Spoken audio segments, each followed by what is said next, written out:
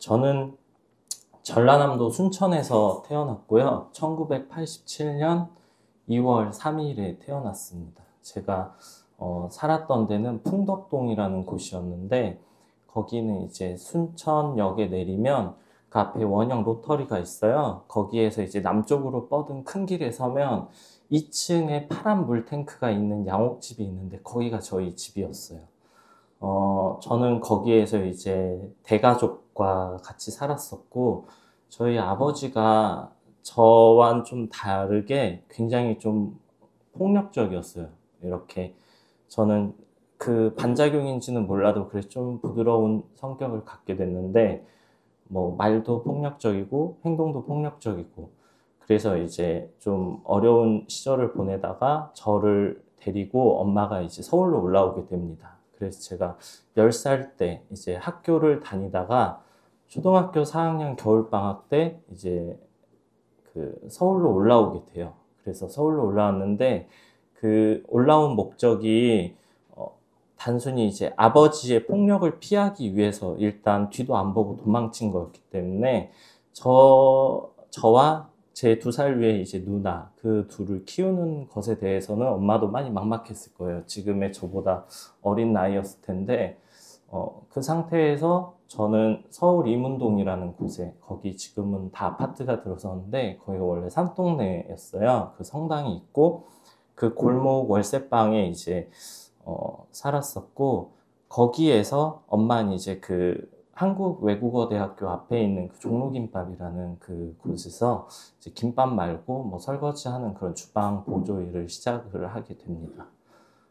그때 제가 10살이었는데 저는 이제 학교에 가지 못하고 그 집 안에 있었어요. 그 엄마가 이제 일을 하러 나가면 이제 애들만 있으니까 좀 걱정이 돼서 애들을 못 나오게 하려고 밖에다 이렇게 숟가락을 꽂아가지고 방 안에다 이제 요강을 넣어주고 그렇게 있다가 엄마가 돌아오면 그걸 열어주고 그렇게 살았는데 그렇게 살 수만은 없잖아요. 이제 부모님으로서 걱정도 있었을 거고 그래서 이 아이들 어떻게 하면 좋을까 하다가 그때 뭐 교차로 벼룩시장 이런 거 넘겨보다가 그 왕십리에 있는 무학교회라는 데에 그 어린이 공부방이라는 걸 한다는 걸 소식을 들은 거예요. 그래서 그 어린이 공부방에 얘네들을 데려다 놔야겠다 해서 그게 무료기도 하고 어찌됐건 엄마가 일하는 동안 아이들을 보살펴 줄 수 있는 공간이 그때는 되게 드물었어요. 뭐 학원을 보낼 수 있는 형편은 당연히 아니고. 그래서 거기를 좀 다니다가 거기에서 이제 교회 뭐 목사님, 거기 일하시는 분들, 그리고 거기 온 아이들과 이렇게 어울리면서 시간을 보냈고, 그때도 제가 책을 좋아했어요. 어려서 엄마는 이제 국민학교까지만 나오고 식모살이를 했는데, 항상 책을 읽는 걸 좋아해가지고, 저한테도 이제 책 읽는 거를, 권장했어요. 그래서 공부를 제가 잘하는 편이 아니었는데, 항상 책을 읽는 걸로 칭찬을 받아서, 책 읽는 거는 좋은 거라는 그런 의식이 있었고, 그래서 어디를 가도 책을 읽으면 어른들이 혼내지 않는다는 걸 안 거예요. 그래서, 네, 그래서 그 교회 공부방에서도 제가 책을 특별히 좋아한다는 걸 알고, 뭐, 이 정도 되려나요? 한 이런 서가에 그 책을 사야 되는데, 교회에서 그 목록을 네가 한번 짜봐라. 목사님이 이런 그런 기회를 주시기도 하고, 그렇게 지내다가 엄마가 이제 검정고시라는 게 있다는 걸 알게 돼서, 학교를 가지 않아도 졸업하고 학업을 이어갈 방법이 있다. 그래서 이제 검정고시 학원에 가게 됩니다. 왜 그 정규학교에 가지 못했냐면, 아버지와 이혼한 상태가 아니기 때문에, 우리 조금 여기 계신 분들은 알고 계시겠지만 우리가 아직 호주제라든지 이런 게 폐지가 된 지 그렇게 오래되진 않았잖아요. 20년이 흐르기는 했지만 그때만 해도 이제 그런 게 아직 공고할 때고 또 특히나 폭력적인 아버지에게서 달아난 여성으로서는 아이들이 어리고 자기도 육체적으로 감당이 안 되니까 이걸 언제든 그런 피해를 당할 수 있다라는 공포가 있어서 저희도 같이 그런 걸 조심했고요. 그래서 학교를 가게 되면 이 아이들이 어디 학교를 다니는지 아빠가 알고 찾아온다 이래가지고 저희는 그때 집도 집 주소도 살고 있는 데가 아니라 어디 가평 아니면 뭐 강원도 홍천 뭐 이런 데로 그냥 주소를 다 전입신고를 가짜로 해두고 학교를 가지 못한 채로 그렇게 지냈어요. 그래서 이제 제가 처음 검정고시 학원을 가게 된 거는 이제 한 11살, 12살 그 무렵이었는데 신설동, 서울 신설동에 있는 이제 수도학원이라는 데를 갔어요. 그래서 거기에서 중학교 입학 자격 검정고시 그런 거를 이제 준비하는 중검반에 있었고 그때 이제 나이 제한이 있어가지고 검정고시를 이제 너무 어린애들이 보는 걸 막으려는 그게 있어서 그 시험에 응시할 수 있는 나이가 될 때까지 거기를 다녔고요. 그 중검반을 다닐 때 옆엔 한글반이라는 게 있었어요. 그 한글반은 그 말 그대로 이제 한글을 가르쳐 주는 데인데 한글을 모르는 어른들이 많이 있었어요. 지금 여긴 책방이니까 여기에도 계실 수 있죠. 여기에도 이제 우리가 일반적으로 글자를 읽고 쓸 줄 안다라고 생각하는데 말은 할 수 있어도 자기 글을 쓰거나 읽을 줄 모르는 분들이 거기에 많이 있었어요. 그래서 연세가 뭐 50대부터 80대까지 다양하게 있었고 그분들과 이렇게 건너 같이 수업을 듣기도 하고 교류도 했는데 한 번씩 이렇게 졸업식을 하거든요. 근데 그럴 때마다 여기가 눈물바다 같아요. 이제 막 자기가 그동안 어떻게 남들에게 자기가 글자를 모른다는 사실을 숨기고 살아왔는지 이런 이야기를 하는 거예요. 그런데 우리가 대부분은 저 사람이 글을 읽고 쓸 줄 안다라고 생각하고 소통하기 때문에 그분들은 그걸 숨기느라고 마음고생을 많이 한 거예요. 그러니까 뭐 어디 지하철을 타고 뭐 율하를 오고 싶어도 여기를 오려면 어느 방향 지하철을 타야 되는지 이제 율하 가려면 뭘 타야 되냐 물어보면 사람들이 가르쳐 주는 거죠. 저기 저 방향 타면 된다. 근데 거기 써 있는 글씨가 율하인지 읽을 수가 없기 때문에 이분들은 그런 어려움 속에서 자식도 키우고 결혼도 시키고 자기가 글자를 모른다는 사실을 들키지 않으려고 평생을 고생하면서 살아온 거예요. 그런데 이제 드디어 내가 글자를 읽을 줄 알게 됐다. 그리고 쓸 줄 알게 됐다라는 그 감격이 이제 터져나온 자리가 한글반이었는데 저는 그걸 보면서 어딘가 이분들과 내가 닿아 있는 데가 있다. 왜냐면 저도 그때 나이가 뭐 11살, 12살 이럴 때지만 제가 남자를 좋아하는 건 훨씬 그 이전부터였거든요. 한 5살? 거의 제가 지각할 수 있는 수준부터 좋아했었던 것 같아요. 그래서, 그럼에도 그 어린 나이에도 남자가 남자를 좋아하면 안 된다. 이거에 대해서는 확실하게 알고 있었어요. 왜냐면 우리 사회가 교육을 잘 시켜요. 이렇게, 너 그런 행동하면 안 돼. 이거는 이상한 거고 나쁜 거야. 이렇게 잘 가르치기 때문에 저도 눈치가 있었고, 그래서 여자애를 좋아해야 된다고 생각했어요. 그리고 실제로 여자애를 좋아하기도 합니다. 그때 이제 제가 좋아했었던 애는 막 반에서 반장하고, 초등학교 다닐 때 반에서 막 반장하고 씩씩한, 요즘 말로 하면 테토녀 이런 애였던 것 같아요. 되게 씩씩하면서 똑 부러진 애였는데 그런 애들을 좋아하니까 내가 남자를 좋아한다고 한들 그걸 이렇게 숨기는 게 그렇게 어렵지는 않았는데 어찌됐건 내 안에 뭔가 잘못된 부분이 있다라는 생각을 하고서 그 어린 시절을 살았던 것 같아요. 근데 이제 그러다가 엄마가 누가 이렇게 이사를 가는데 그 양우당에서 나온 한국 문학 전집 한 40권 되는 책을 주워온 거예요, 집에. 누가 이사 가면서 그걸 다 골목에 내다버리고 갔는데 우리 아들이 책을 좋아하는데 공짜로 책을 읽힐 수 있는 기회잖아요. 그래서 그걸 막 주워왔어요. 그래서 거기 뭐 윤동주도 있고 뭐 이광수 뭐 다양한 그런 김동인 오래된 작가님들의 그 명작 한국 문학이 거기 있었고 그래서 그거를 이제 집에서 읽기 시작합니다. 그러다가 이제 만난 게 손창섭이라는 작가였어요.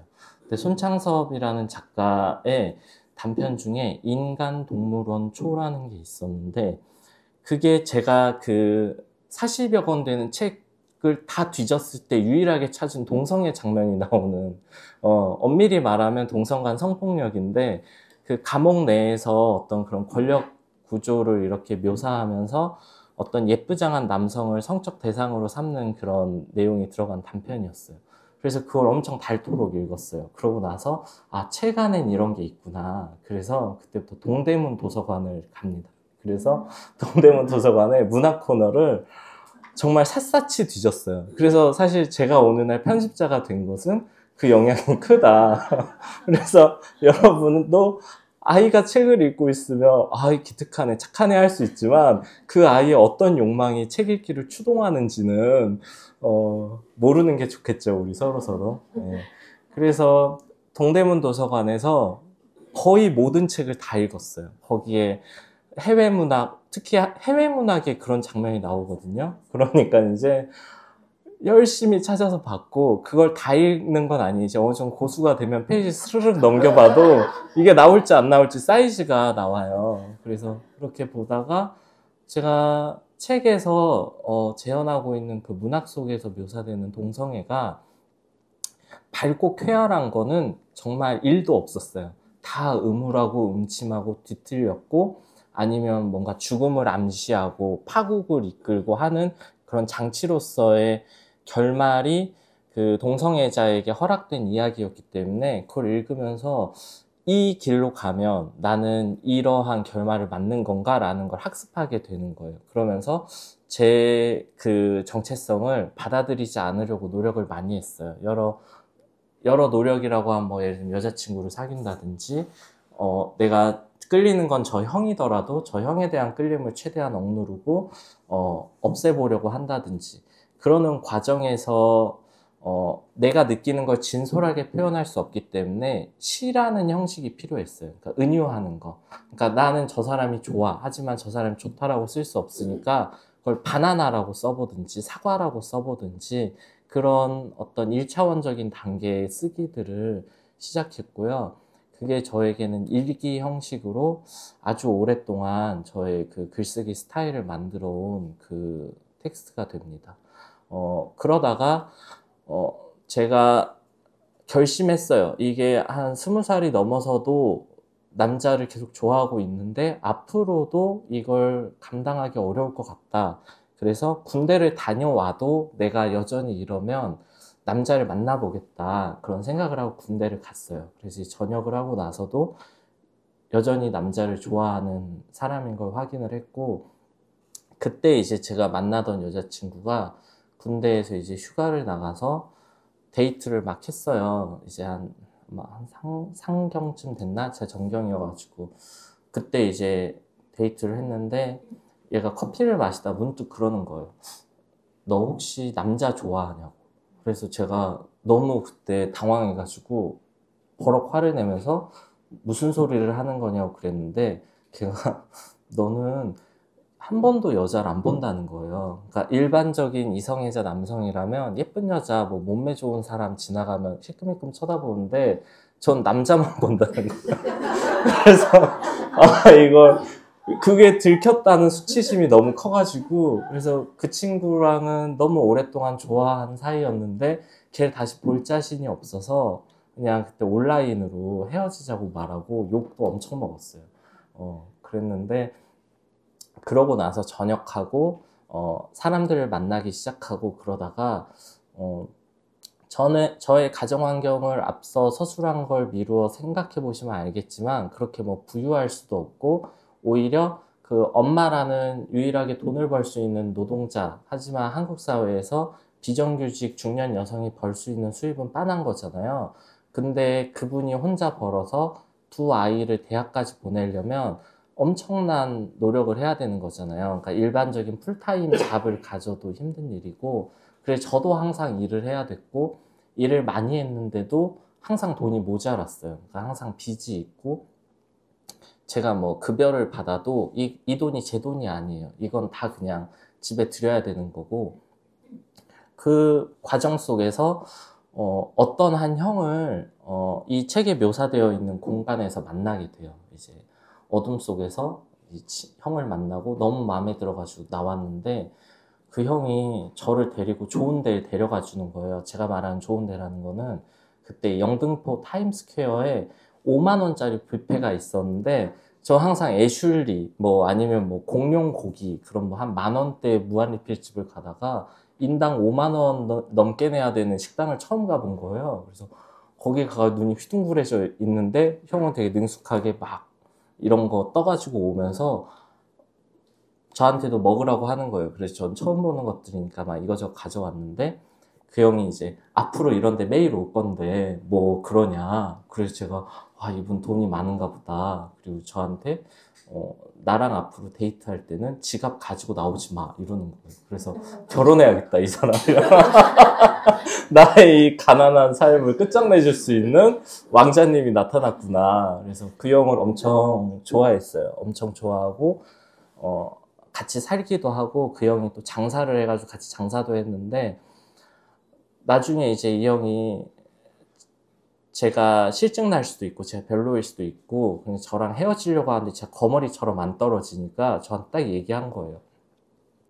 나 에이지야 이러는 거예요. 그래서 제가 그게 뭔 상관이야. 난 그냥 형이 좋고 내 삶에 일어나 있는 어떤 상황들은 그게 별로 중요하지 않아. 그래서 나는 형이 좋아. 그래서 그 형은 그냥 헤어지려고 최후의 수단으로 저에게 그걸 밝혔을 텐데 제가 괜찮다라고 해버렸기 때문에 다시 얼마간 만나게 된 거죠.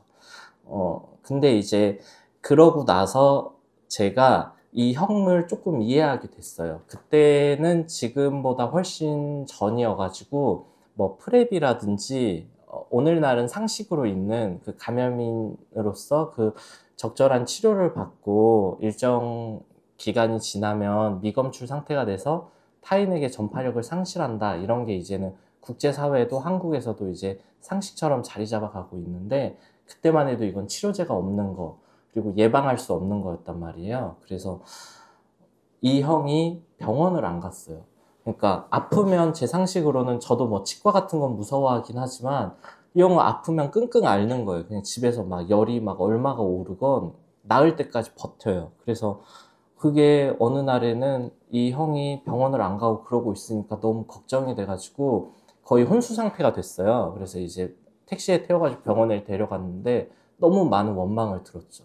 그때만 해도 이제 병원에 가면 이 사람의 동의 없이 혈액 검사를 해가지고 이 사람이 감염인인지 아닌지 이런 것들을 알게 하고 그걸 이제 뭐 표식으로 드러나게 해가지고 여튼 여러모로 곤란하게 만드는 부분이 많았어요. 그래서 이제 내가 어떤 대접을 받는지 보라고 이제 저한테. 그래서 제가 그때 굉장히 많이 미안했고 이게 맞나라는 생각이 들었어요. 제 생각에는 그냥 아프면 당연히 병원에 가서 이걸 치료받고 해야 되는 건데 왜 어떤 사람이 이런 속성을 가지고 있다는 이유로 차별받는 게 당연하고 저 사람을 꺼려야 될까? 그리고 세상에 많고 많은 바이러스나 많고 많은 사건, 사고가 우리 인간의 몸에 일어나는데 왜 성에 관련된 것만 이렇게 유독 우리가 정색을 하고 다뤄야 되나? 예를 들면 저는 이 자리에서 말하긴 조금 조심스럽지만 저는 이제 어린 시절에 어른들이 저에게 다양한 행동을 했기 때문에 남자 어른들 그 이제 방치되어 있는 일반적인 그런 보호 받을 수 있는 제도에서 좀 방치되어 있는 존재로서 남자 어른들이 저를 많이 이용했단 말이에요. 근데 이제 저는 그런 생각을 사후적으로 하는 거죠. 그게 피해, 가해 경험으로 나눌 수 있는 건 아닌 것 같아. 그러니까 사회에서는 이거를 피해자로, 가해자로, 혹은 어른이 아이를 착취한 거, 뭐 이렇게 생각하지만 저는 제 경험을 돌이켜보면 내가 마냥 싫은 것도 아니었고, 내가 좋아한 부분도 있었고, 내가 먼저 요구한 부분도 있었고, 내가 그 관계에서 건져낼 수 있는 게 되게 다양하게 있는데, 사회에서는 마치 예전에 여성에게 그 정조의 죄를 묻는 것처럼 누군가에게 파괴되어서는 안 되는 뭔가가 존재하고 그걸 외부에서 파괴해버린 것에 대해 책임과 죄를 묻고 이런 것들이 저한테는 좀 다르게 생각해 볼 부분이 있다라고 생각을 했어요. 근데 그게 그 에이즈에서도 비슷했던 거죠. 저는 예를 들어서 누군가를 이렇게 교통사고를 내서 그 사람의 팔다리를 다치게 하거나 하는 일과 그 사람에게 어떤 성적인 폭력을 가해서 그 사람 신체가 손상된 것, 여기에서 어떤 게 신체 손상의 정도가 더 큰가, 이게 오히려 더 저한테는 피해 기준이었는데 사회에서는 그게 아닌 어떤 의미를 처벌하는 것 같다. 그러니까 이 사람이 가지고 있었던 몸에 대한 어떤 의미, 이런 것들이 파괴된 것에 더 크게 사회적으로 분노하게 되고 그러한 경향이 있는데 그게 나아가서 이런 좀 차별을 공고히 한다라는 생각이 들었어요. 그러니까 병원에서도 그냥 이 사람이 아픈 거 혹은 신체에 어떤 뭐 피부 병변이 있는 거 이런 것들에 대해 의료적인 조치를 하면 되는 것인데 거기에 대해 의미 부여를 하고 이 사람의 역사적인 맥락을 살피는 그것이 좀 특수하게 어떤 집단에게는 예를 들면 MSM이라고 한 집단에게는 좀 특수하게 다뤄질 수 있겠다라는 생각을 그때 했고 그 형이 병원에서 그렇게 아팠지만 자기가 아픈 사람으로서 치료받을 권리를 말하기보다 자기가 HIV를 가졌다는 거가 드러나는 그 경험을 두려워하는 걸 보면서 이걸 공부하기 시작했어요. 제가 이제 문예창작학과를 들어갔는데 그때 제가 소설을 쓰고 있었는데 그 논문을 찾아봐서 HIV, 에이즈를 어떻게 사람들이 다루고 있는지, 이게 지금 연구가 어디까지 진척됐는지 그런 것들을 살폈는데 그렇게 조사해 본 바에 따르면 막 이 형처럼 나에게 뭔 잘못이 있어가지고 그걸 마땅히 받아들여야 될 것도 아니고 항상 거기서 이야기하는 것들은 이 낙인과 차별로 인한 이런 사회적인 효과가 그 감염인들을 더 고립시키고 이들의 건강 상태를 악화시키고 이들 집단을 더 취약하게 한다는 거였어요. 그래서 제가 그런 내용을 약간 논문 비슷하게 이렇게 문학적인 텍스트를 곁들여서 이제 정리를 해서 그 수업 시간에 발표를 했는데 그 수업을 이제 진행하던 비평가 선생님이 저한테 책을 써보지 않겠냐라고 물어보셨어요. 한국 사회에는 이런 내용이 좀 필요한 것 같은데 아직 많이 없다. 이걸 출판사에 소개해 주겠다. 그랬는데 저는 그때까지만 해도 그럴 만한 능력이 안 된다고 생각했는데 말씀이 너무 감사해서 좋게 받아들였고 그러다 어떻게 인연이 돼가지고 문학동네에 그 입사하는 계기가 됐어요. 그래서 이제 회사에 들어가서 2013년도에 이제 직장 생활을 시작하게 됩니다. 그게 이제 제가 편집자로 처음 일을 시작하게 된 계기였던 것 같아요. 근데 이제 회사에 들어가서는 제가 가져본 첫 정규직 직장이기 때문에 그전에도 일은 많이 했지만 다 비정규직이고 뭔가 이렇게 저를 계속 고용해주는 형태가 아니어서 이 소중한 직장 그리고 제 능력으로는 들어올 수 없는 곳을 우연찮게 들어왔기 때문에 여기서 잘리면 안 된다라는 내적인 그 압박이 있었어요. 그게 이제 저한테는 제 정체성을 숨기는 걸로 드러납니다. 그러니까 사람들에게 내가 남자친구, 형을 만났어도 여자친구와 만나서 데이트한 것처럼 바꿔서 이야기하고 누가 혹시라도 내 그 정체성이나 내 사생활에 대해서 홈페이지나 SNS 계정에 유성원은 이런 사람 이렇게 폭로할까봐 너무너무 가슴을 졸이면서 직장 생활했던 생각이 나요.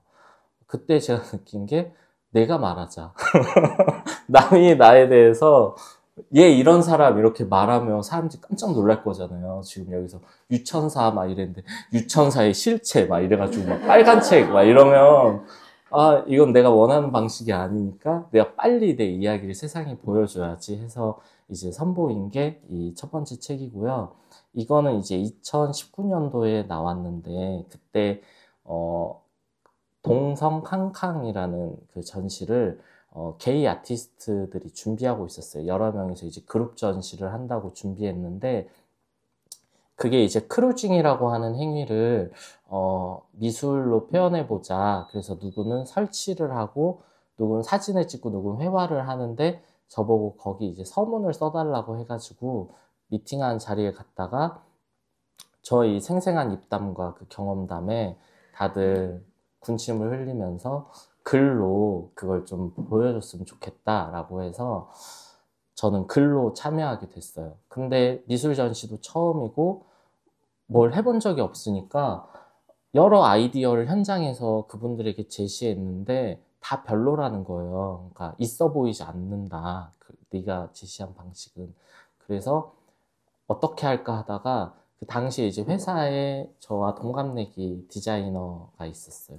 굉장히 천재적인 김마리 디자이너라고 최근에도 한국에 거의 이쁜 책은 다 하고 있는 분인데, 그분이 저한테 혹시 뭐 성원 씨가 뭐 할 게 있으면 잘 도와주겠다라고 지나가면서 이제 했던 말이 기억이 나서 그분께 이런 걸 계획하고 있는데 혹시 도와줄 수 있는지 여쭤봤던 것 같아요.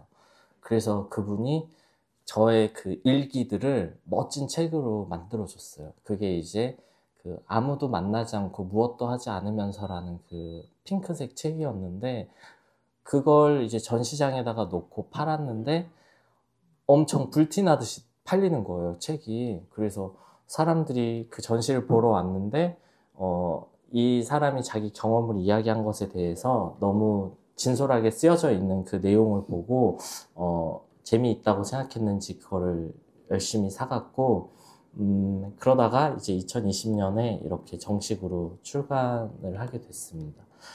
제가 이 책을 낼 때만 해도 편집자로서 했던 생각은, 좀 논의의 수준을 끌어올리고 싶다라는 생각이 있었어요. 그러니까, 좀 말을, 제 생각에는 빨리빨리 말을 하고 이 다음 얘기를 하면 좋겠는데, 좀 답답하게 느껴지는 부분들이 있었거든요. 작가님들이, 제가 어려서 문학 작품 속에서 읽었던 것과 크게 다르지 않은 방식으로 사고하고, 이야기를 전개시키고 소재로 사용하는 것에 대해서 제가 불만이 있었어요.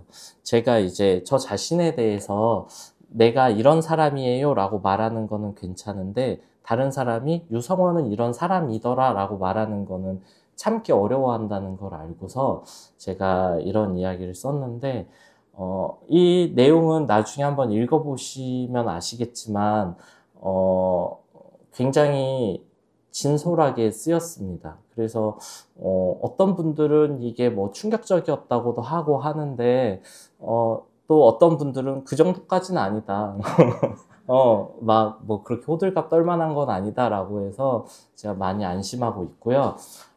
이때만 해도 제가 취했던 그 포지션은 뭐였냐면, 여기에서는 단순히 게이라고 말할 수 없는 어떤 변태 성욕자가 나와요. 이거는 산문이기는 하지만 제가 소설을 생각하고 써내려간 것이기 때문에 여기선 좀 인물을 허구적으로 구성한 게 있는데, 그건 여기서 일어난 일이 사실이 아니라는 의미가 아니라 여기에 일어난 인물을 통해서 제 살 너머를 좀 이야기하고 싶었다는 뜻인데요.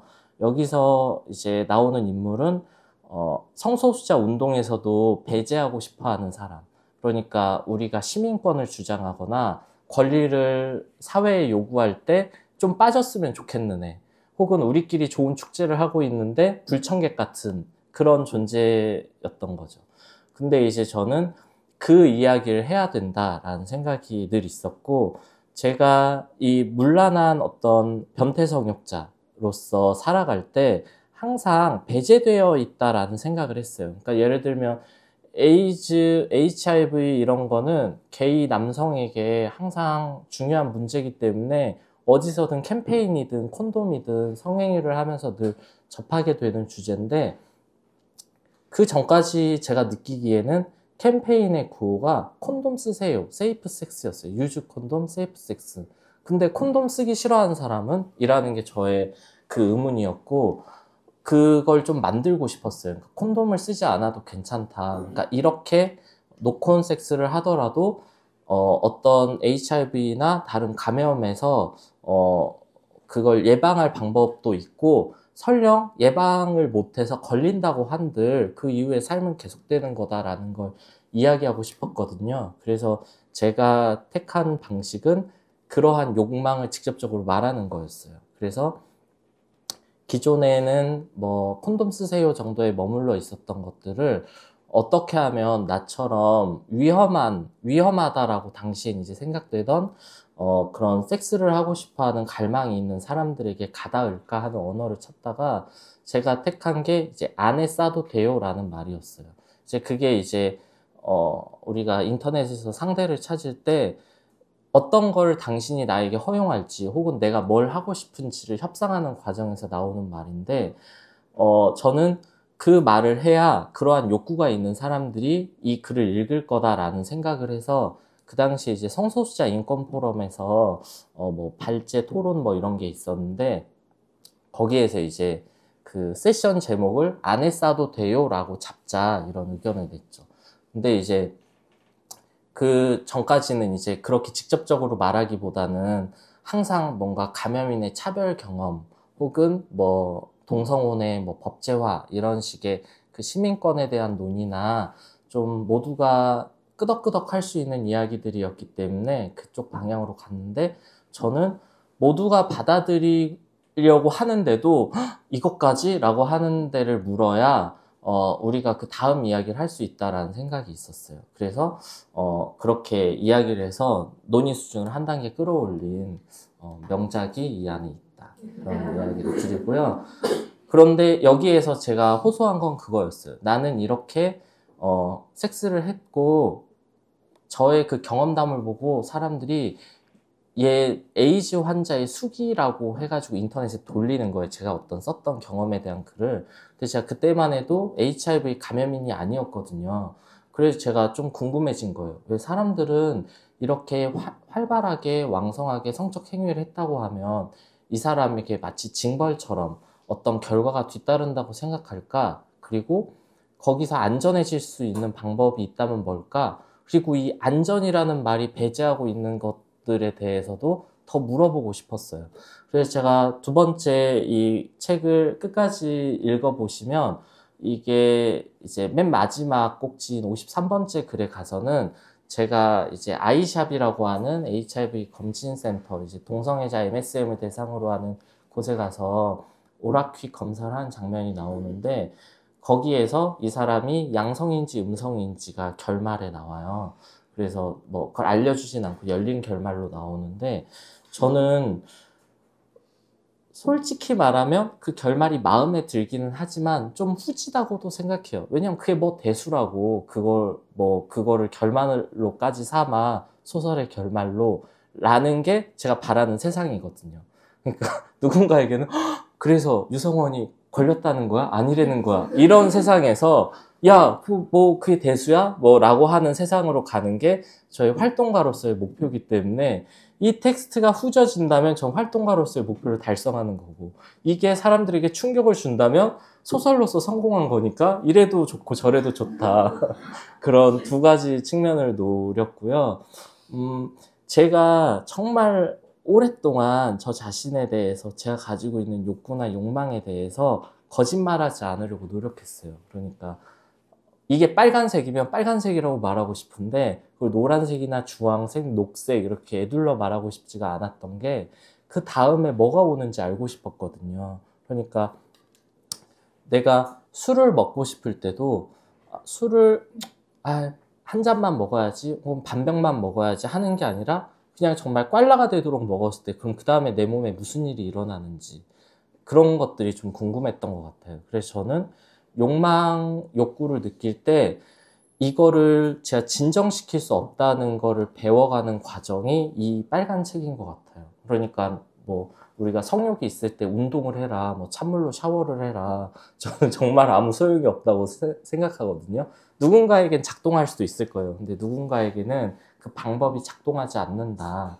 그래서 그 방법이 작동하지 않는 이유가 있다면 뭘까?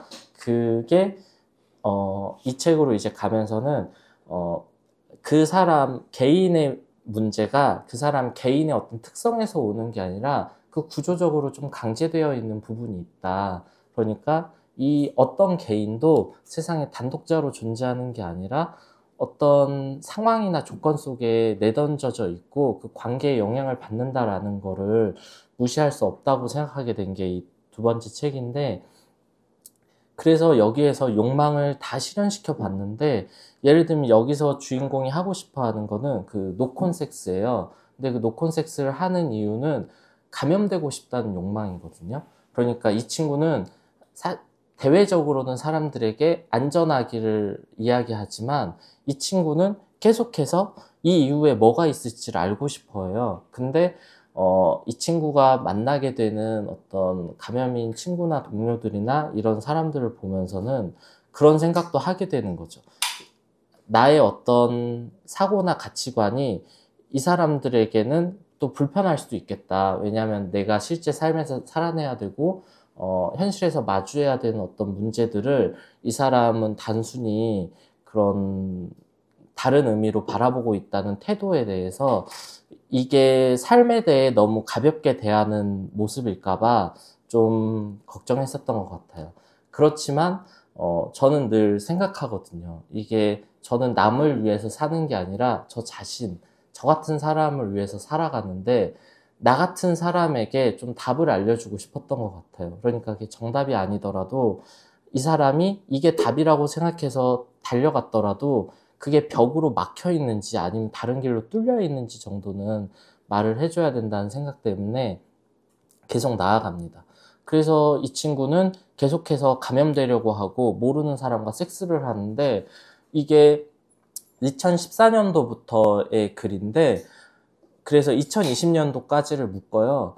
근데 우리 세상이 이 친구의 욕망을 가만 놔두지 않아요. 그러니까 이 친구가 그 전까지 콘돔 없는 섹스를 했었던 거는 막 내가 이 사람을 사랑하기로 결정함으로써 내가 돌이킬 수 없는 어떤 결과를 몸에 얻을 수 있다라는 그 이야기 때문이었는데 과학이 너무 빠르게 발달해 버린 거예요. 그래서 이제 감염되지 않을 방법이 생기고 심지어 감염인과 노콘섹스를 하더라도 그 노콘섹스를 수만 번 하더라도 그 사람의 정액으로 뭘 하더라도 이게 감염되지 않는다라는 게 생겨버린 거죠. 그래서 마치 내가 HIV에 걸리겠다라는 게 예를 들면 노콘섹스를 해서 HIV에 걸리겠다라고 하는 게 감기에 걸려서 죽어볼까? 약간 이런 느낌처럼 설득력을 잃어가는 세상이 와버렸구나 라는 생각이 들었어요. 근데 놀랍게도 그러고 났더니 더 이상 그런 관계 쪽에 욕구가 생기지 않았어요. 그러니까 그전에는 HIV에 감염될 수 있다 혹은 내 몸에 어떤 사건이 일어날 수 있다라는 게 저를 계속 움직이게 하는 힘이었는데 과학이 발달하면서 콘돔을 쓰지 않아도 프랩하고 있어 혹은 아니면 나 미검출이니까 괜찮아 라는 게 와버린 이후에는 더 이상 그걸 하고 싶지 않아진 거죠. 그래서 이 성원신 어디로 가세요에서는 그 이후에 이 친구에게 찾아오는 욕구나 욕망을 어떻게 탐구할지를 보여주고 있는데요. 여기서는 이제 다른 방향으로 나아갑니다. 뭐 패티시라든지 약간 BDSM적인 플레이로 나아가는데 계속해서 그걸 물었던 것 같아요. 그러니까 내가 너에게 이걸 해도 돼? 라고 물었을 때 그걸 승낙하는 사람이 있으면 그럼 이거는 하면서 계속 그 다음으로 가보는 거죠. 근데 계속 다음으로 가도 뭔가 해소되는 느낌은 아니에요. 그러니까 그게 뭘 배불리 먹어서 배가 불러지거나 하는 게 아니라 계속해서 그 다음으로 가기는 하는데 이 방향이 맞는 건지도 잘 모르겠고 스스로 좀 의문으로 남아있는 그 탐구를 계속하는 거고 그럼에도 이 책과 비교해서 바라본다면 욕구에서 비교적 자유로워진 게 이 두 번째 책인 거죠. 그거는 이제 저 자신이 가지고 있었던 어떤 욕구에 대한 해방도 있었지만 제가 생물학적으로 나이 들어가고 있다라는 그 문제도 있었어요. 그러니까 이제 저는 서로 어떤 성관계를 할 때 삽입하는 역할을 주로 하는데 이제 40대에 가까워지면서 20대의 그 활기와 정력과는 좀 멀어지는 고개 숙인 남자가 되어가면서 이거 어떻게 해야 되나. 그러니까 예전에는 내가 저 사람과 너무 하고 싶어 라고 하면 할 수 있었는데 이제는 저분이 저와 하세요 라고 하더라도 한 일주일 정도는 준비를 해야 되는 거죠. 이렇게 몸과 마음을 준비하고 그렇게 활력을 잃어가면서 제가 바라보는 욕구도 좀 다르게 감각했던 것 같아요. 그래서 저의 이야기는 이 책에 대한 이야기는 한 이 정도로 하면 좋을 것 같고요. 제가 오늘 이 대구에 오면서 든 생각은 아까 앞에서 말했던 그 어떤 친구에 대한 생각을 또 잠깐 하게 됐는데 제가 계속 그 부분을 느꼈던 것 같아요. 그러니까 제가 살고 있는 방식에 대해서 계속 스스로도 평가하고 판단하도록 만든 부분이 이게 내가 정말 행복한 건지 혹은 내가 어딘가 부서져 있는 건지, 내가 뭔가 모자란 데가 있는 건지를 계속해서 검열하게 만들었는데, 예를 들면 그런 거죠. 뭐 동성애라고 하더라도 어떤 짝이 있느냐 없느냐, 어떤 지속적으로 사랑하는 어떤 한 명의 상대가 있느냐 없느냐가 그 사랑이 진실하다는 판단의 기준이 되는 것 같고, 그 사람이 인간적으로 성숙한 사람인 건지를 판단하는 그런 조건이 되는 것 같다는 느낌을 받았는데, 제가 그래서 계속해서 이 사람도 만나고 저 사람도 만나고, 한 번 만난 사람을 안 만날 수도 있고 몇 년 만에 만날 수도 있는 이런 관계들을 지속해 오면서 저 자신에게 문제가 있는 거 아닌가? 나도 누군가를 한 명과만 관계를 가져야 되는 거 아닌가라고 생각했는데, 이제는 인정한 것 같아요. 그러니까 그냥 이렇게 살아도 된다. 이게 내가 살아가는 방식이다. 거기에 대해서 이거는 지금 어떤 과정 중에 있고, 나의 진실한 한 명, 만나기만 하면 되는 그 한 명을 찾아가는 과정에 겪는 어떤 그 이벤트가 아니라 그냥 이게 내가 살아가는 방식이다라는 거를 인정한 게 이런 이야기인 것 같습니다. 저는 오늘 오신 분들이 어떤 분들이신지 또 듣고 싶어 하시는 이야기가 있는지도 되게 궁금하거든요. 왜냐면 되게 제 생각보다 많이 자리를 메워주셔서, 혹시 듣고 싶거나 궁금한 거나 책을 읽고 든 생각이 있거나 그런 걸 이야기해 주시면 제가 이어서 말을 해보고요. 만약에 없으시다, 그러면 제가 또 준비한 다른 이야기를 해보려고 합니다. 혹시 있으시다면 이렇게 한번 손을 들어주시면 제가 여쭤볼게요. 네. 아까 만난 형이 있었다지. 네. 그 형은 감염이었고, 네. 선생님은 이제 비감염이었는데, 네. 그 형이 밝혔을 때 의연하게 받아줄 수 있었던 그 이유가 무엇인지 궁금해요. 그 형은 사랑하는 마음이었는지, 아니면 그 형이 사주는 5만원짜리 뷔페가 좋았는지, 어떤 게 의연하게 받아줄 수 있는 그 마음을 가지게 했던 그 마음이 궁금합니다. 그때 당시에 성원 씨의 그 마음이. 그 형이 저한테 너 이제 나 만나니까 지갑 갖고 나오지 마 라고 해서 너무 멋지다라고 생각했던 거는 한 달도 못 갔던 것 같아요. 그 형은 신용불량자였거든요. 그러니까 다 그 모든 그거를 빚을 내가지고 다 해준 거고, 그렇게 살았던 이유가 자기가 죽을 거니까. 그러니까 그 형은 계속 자살하려고 했어요. 그러니까 나 에이즈 걸렸으니까 죽을 거야. 근데 전 옆에서 형 그거 그렇게 할 필요 없는 거야. 그냥 약 먹고 하면 돼 였는데, 이 형은 약을 안 먹었었어요. 그러니까 그 형이 무슨 사업을 하고 있었는데, 그게 이제 그거가 들키게 되면 좀 차질이 있는 그런 업종이어가지고 이제 그랬었던 것 같고, 그래서 사실상 그 5만원짜리 뷔페는 오히려 제가 나중에 돈을 벌어서 제가 직장을 다니게 된 다음에 그 형이 저랑 결국은 헤어졌는데, 제가 항상 미련이 많아요. 그래서 형은 헤어졌지만 전화를 걸거나 보고 싶다고 한단 말이에요. 그래서 전화를 걸면 또 받아줘요, 그 형이. 그래서 저한테 얘기를 막 해요. 막 신나게 근황 떠들다가 애들이 스키장 간다. 근데 난 돈 없어서 집에 있으려고 이러는 거. 그럼 제가 전화 끊고 나면 몇십만 원이라도 보내줘요. 그래서 제가 그 다음엔 이 형이 보고 싶어서 전화를 하려고 하기 전에 이번에 얼마 보내줘야 될까? 그러니까 한 3번 전화할 걸 한 번 전화하게 되고, 10번 전화할 걸 한 번 전화하게 되고, 그러다 마음이 정리되더라고요.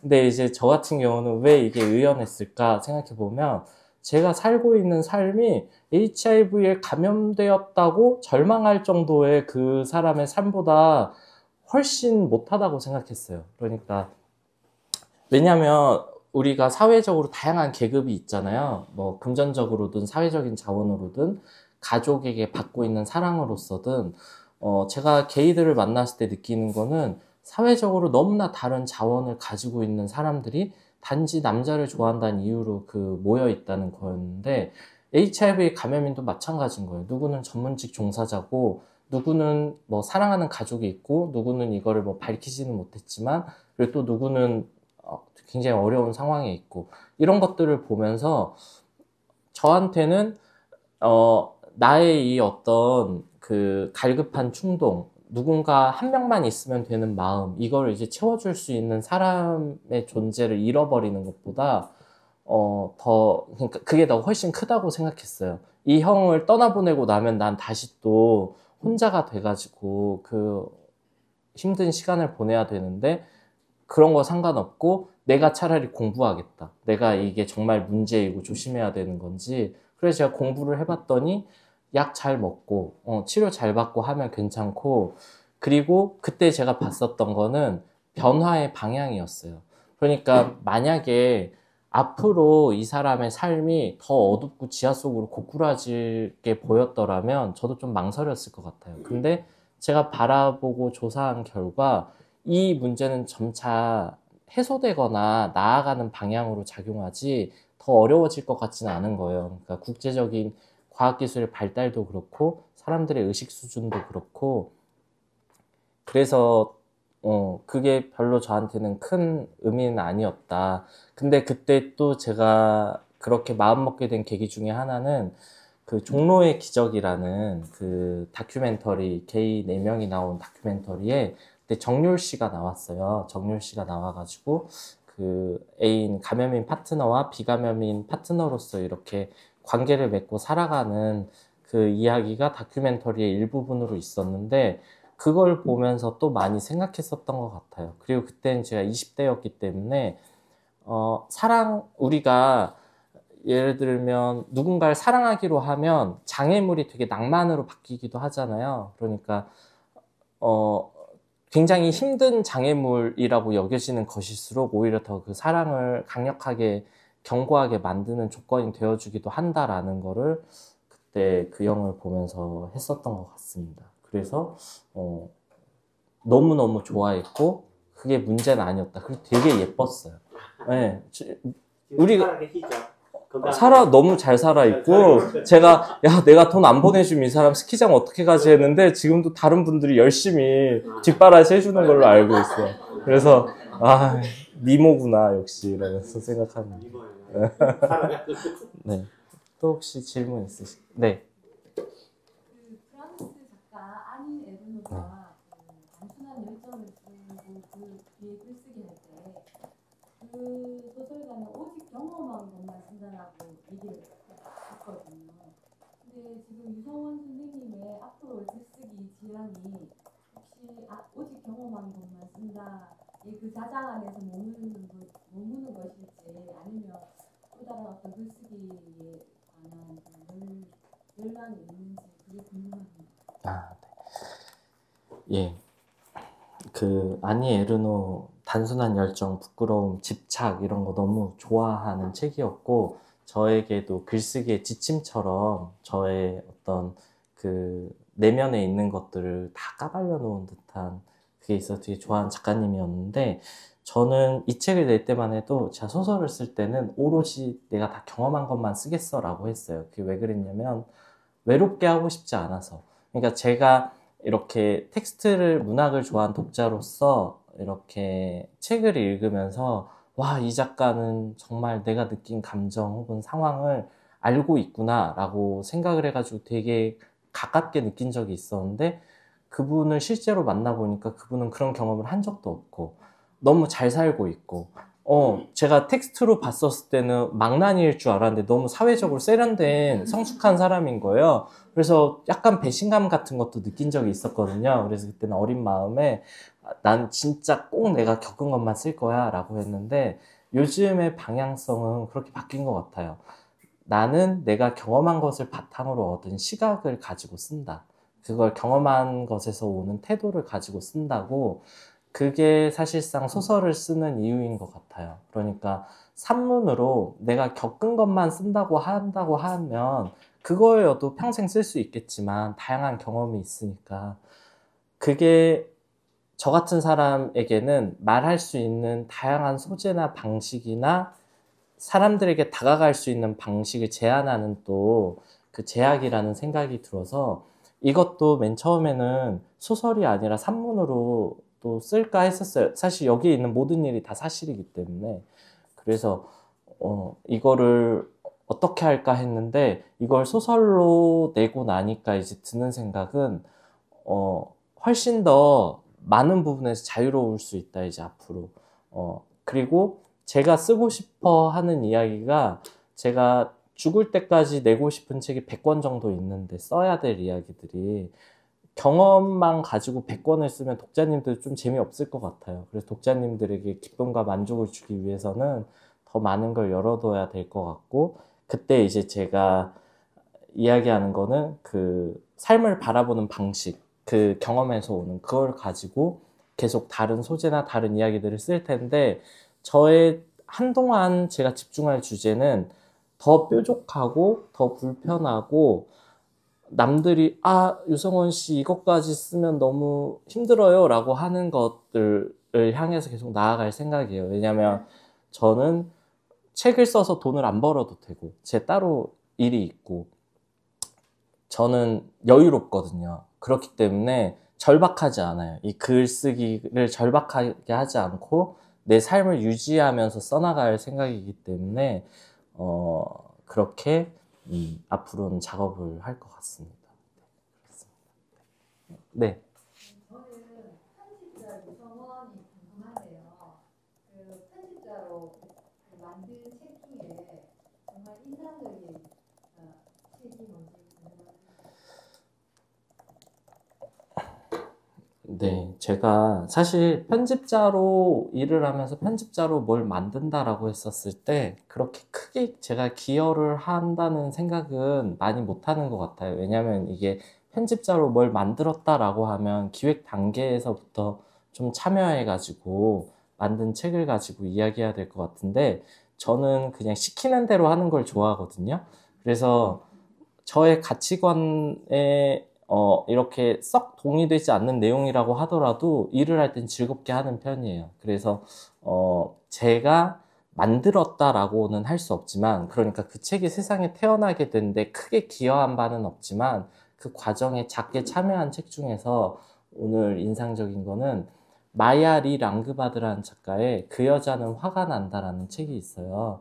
그게 이제 아시네요. 그래서 그 책이 어떤 책이냐면 되게 두꺼운 책이에요. 되게 두껍고 새까만 책인데 그게 한 편의 장시거든요. 그게 논픽션으로도 읽을 수 있고 소설로도 읽을 수 있는데 그 전체가 한 편의 시예요.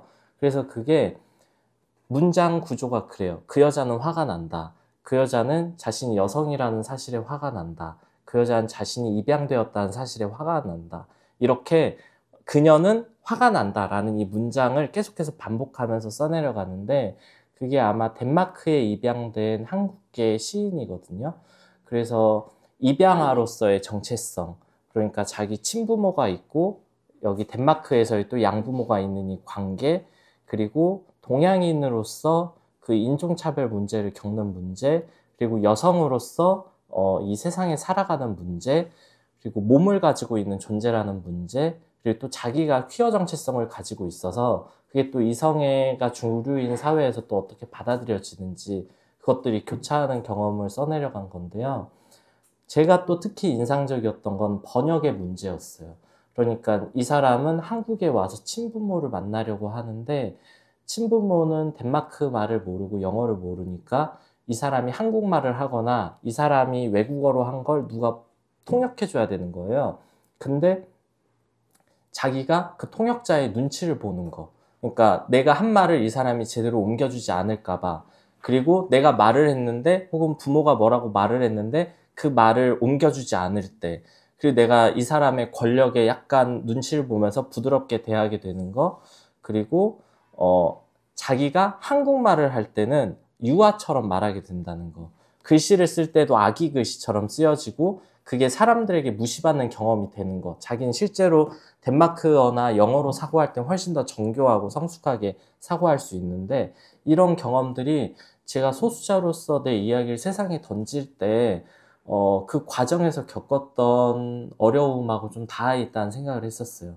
제가 인터뷰를 되게 많이 했었는데 이 성원 씨는 어디로 가세요도 그 인터뷰 자리에서 나온 얘기였어요. 이렇게 책을 내고 나서 게이들 몇 명 모아가지고 이렇게 인터뷰를 하는데 인터뷰 끝나고 나서 이제 사람들이 막 자기들끼리 술집으로 가면서 저한테 성원 씨는 어디로 가세요? 하는 거예요. 그래서 제가 당연히 같이 가려고 했는데 저거는 눈치 챙기라는 거잖아요. 그래서 제가 어디로 가야 될지도 모르면서 일단 떠나는 얘기가 나오거든요. 근데 지금은 물론 더 뻔뻔하게 같이 가려고요 하겠지만 그때만 해도 세상이 그런 되게 부드러운 배제의 질문으로 이루어져 있다. 우아하게 그렇게 느꼈던 것 같아요. 그래서 저는 어려서부터 여기저기 얹혀 살았고 여러 가지 그런 조건 때문에 남의 눈치를 많이 보도록 훈련이 잘 돼 있었어서 그 눈치 알아서 해야 돼, 알아서 조심하고 알아서 숨겨야 돼 라는 그 명령들을 느끼던 터라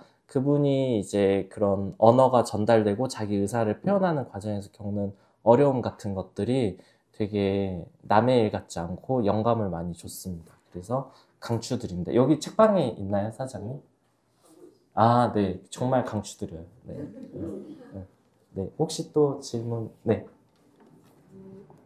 처음에 이제 그 책을 내셨을 때 그 HIV 감염인이 이제 내수기다라고 이렇게 글들이 아마 혐오하는 하시는 분들이 아마도 글들을 하나로 했을 텐데 그때 이제 어떤 식으로 좀 대응을 하셨는지 좀 한편으로는 앞서 얘기하셨던 그 이제 문제의식이 굉장히 민감해지면서도 아직 우리 한국 사회에서 HIV 운동이나 또 성소수자 운동이 사실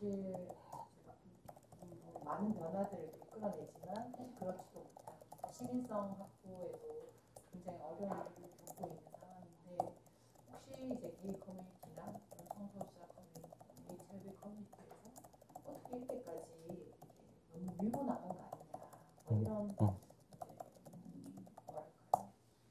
걱정 그런 것들이 혹시 있지는 않았는지 어때요?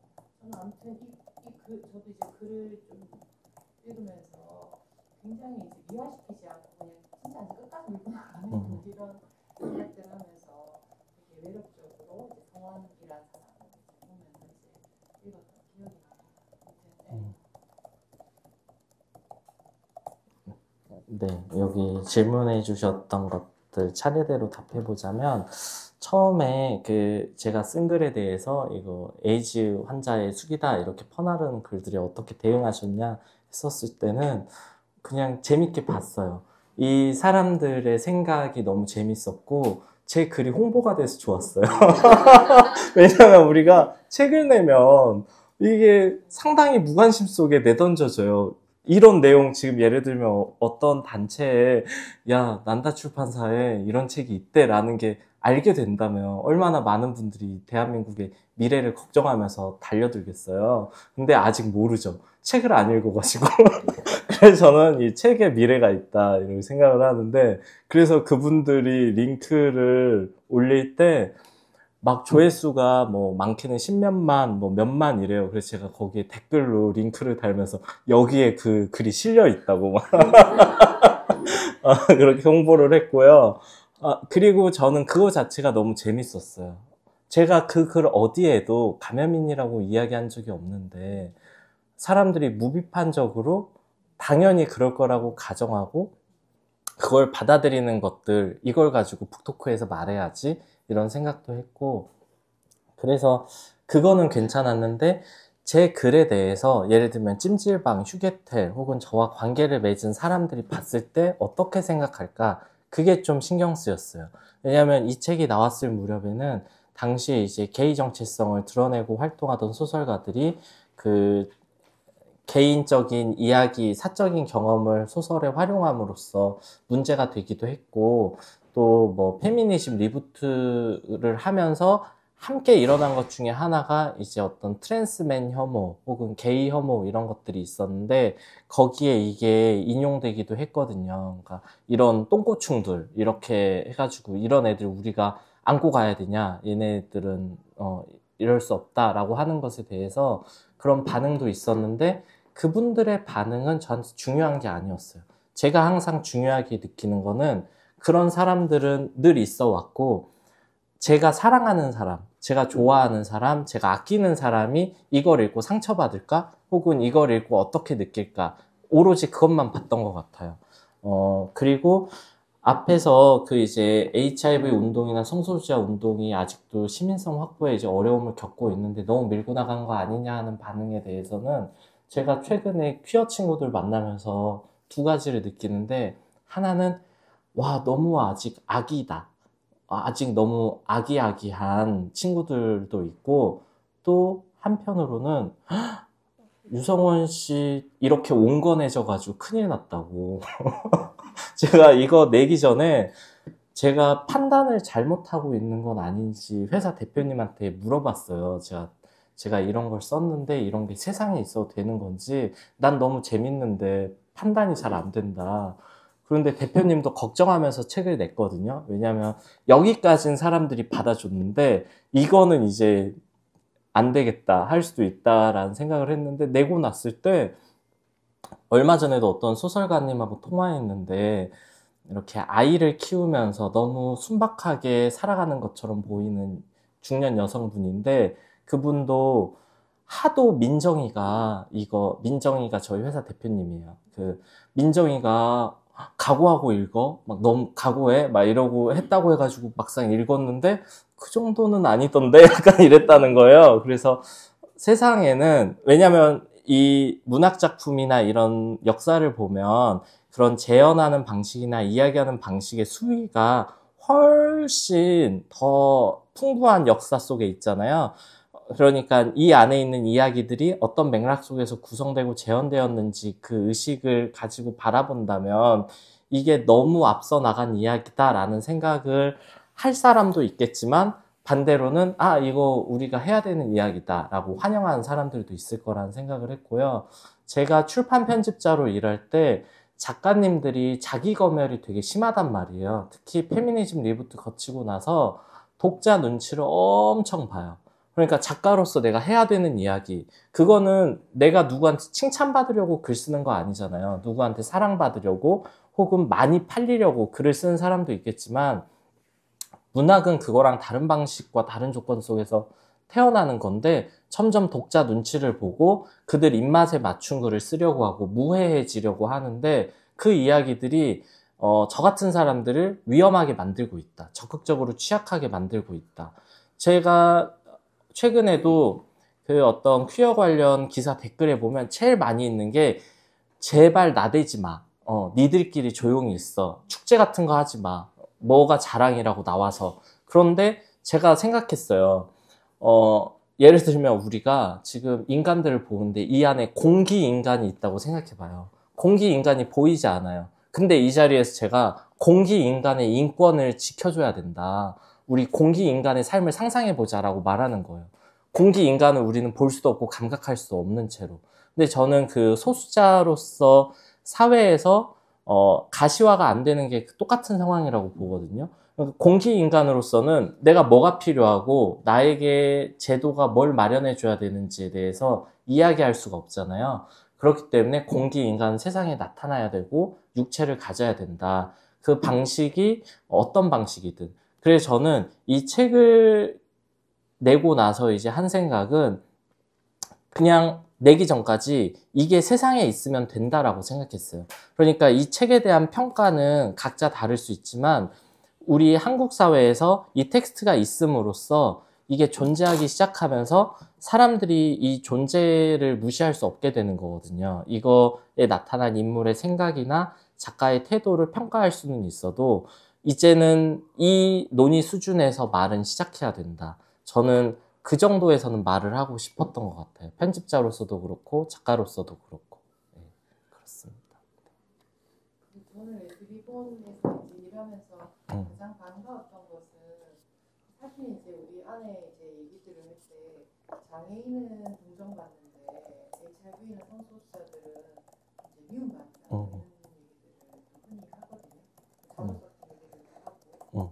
근데 사실 이제 HIV 당사자들을 성적인 주체로 판단했다는 것, 저는 이제 그렇게 느꼈고, 그 부분이 지금 말씀하신 것처럼 여기서부터 시작할 수 있다는 지점이, 물론 불편한 당사자들도 있을 것이고, 안 그래도 지금 우리가 인정받기가 좀 어려운데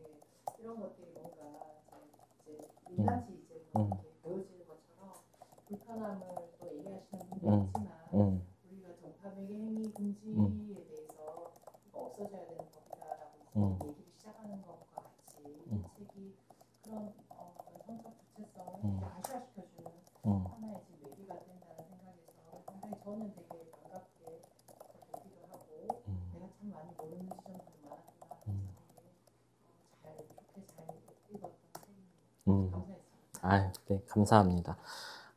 제가 이걸 쓰면서 하는 생각 중에 하나는, 그러니까 모두가 온건하게 성관계를 맺고 관계를 맺는 세상에서는 예외적인 상태에 굉장히 취약해지는 것 같아요. 그러니까 코로나 이런 거, 세상에 없던 거가 나타났을 때 어떻게 이걸 대처해야 될지 모르는데, 예를 들어서 저 같은 사람, 예외적인 사람이 있으면 이 사람 때문에 사회가 반강제적으로 저 사람에 대해 생각해야 되고, 저 사람이 요구하는 대책을 마련해야 되고, 예를 들어서 100명의 파트너가 있는 사람하고 10,000명의 파트너가 있는 사람이 존재할 때는 10,000명의 파트너를 가진 사람이 겪는 질병이나 문제에 대해서 사회가 대책을 마련해야 되는 거죠. 왜냐하면 이 사람이 고쳐달라고 병원에 갈 거니까.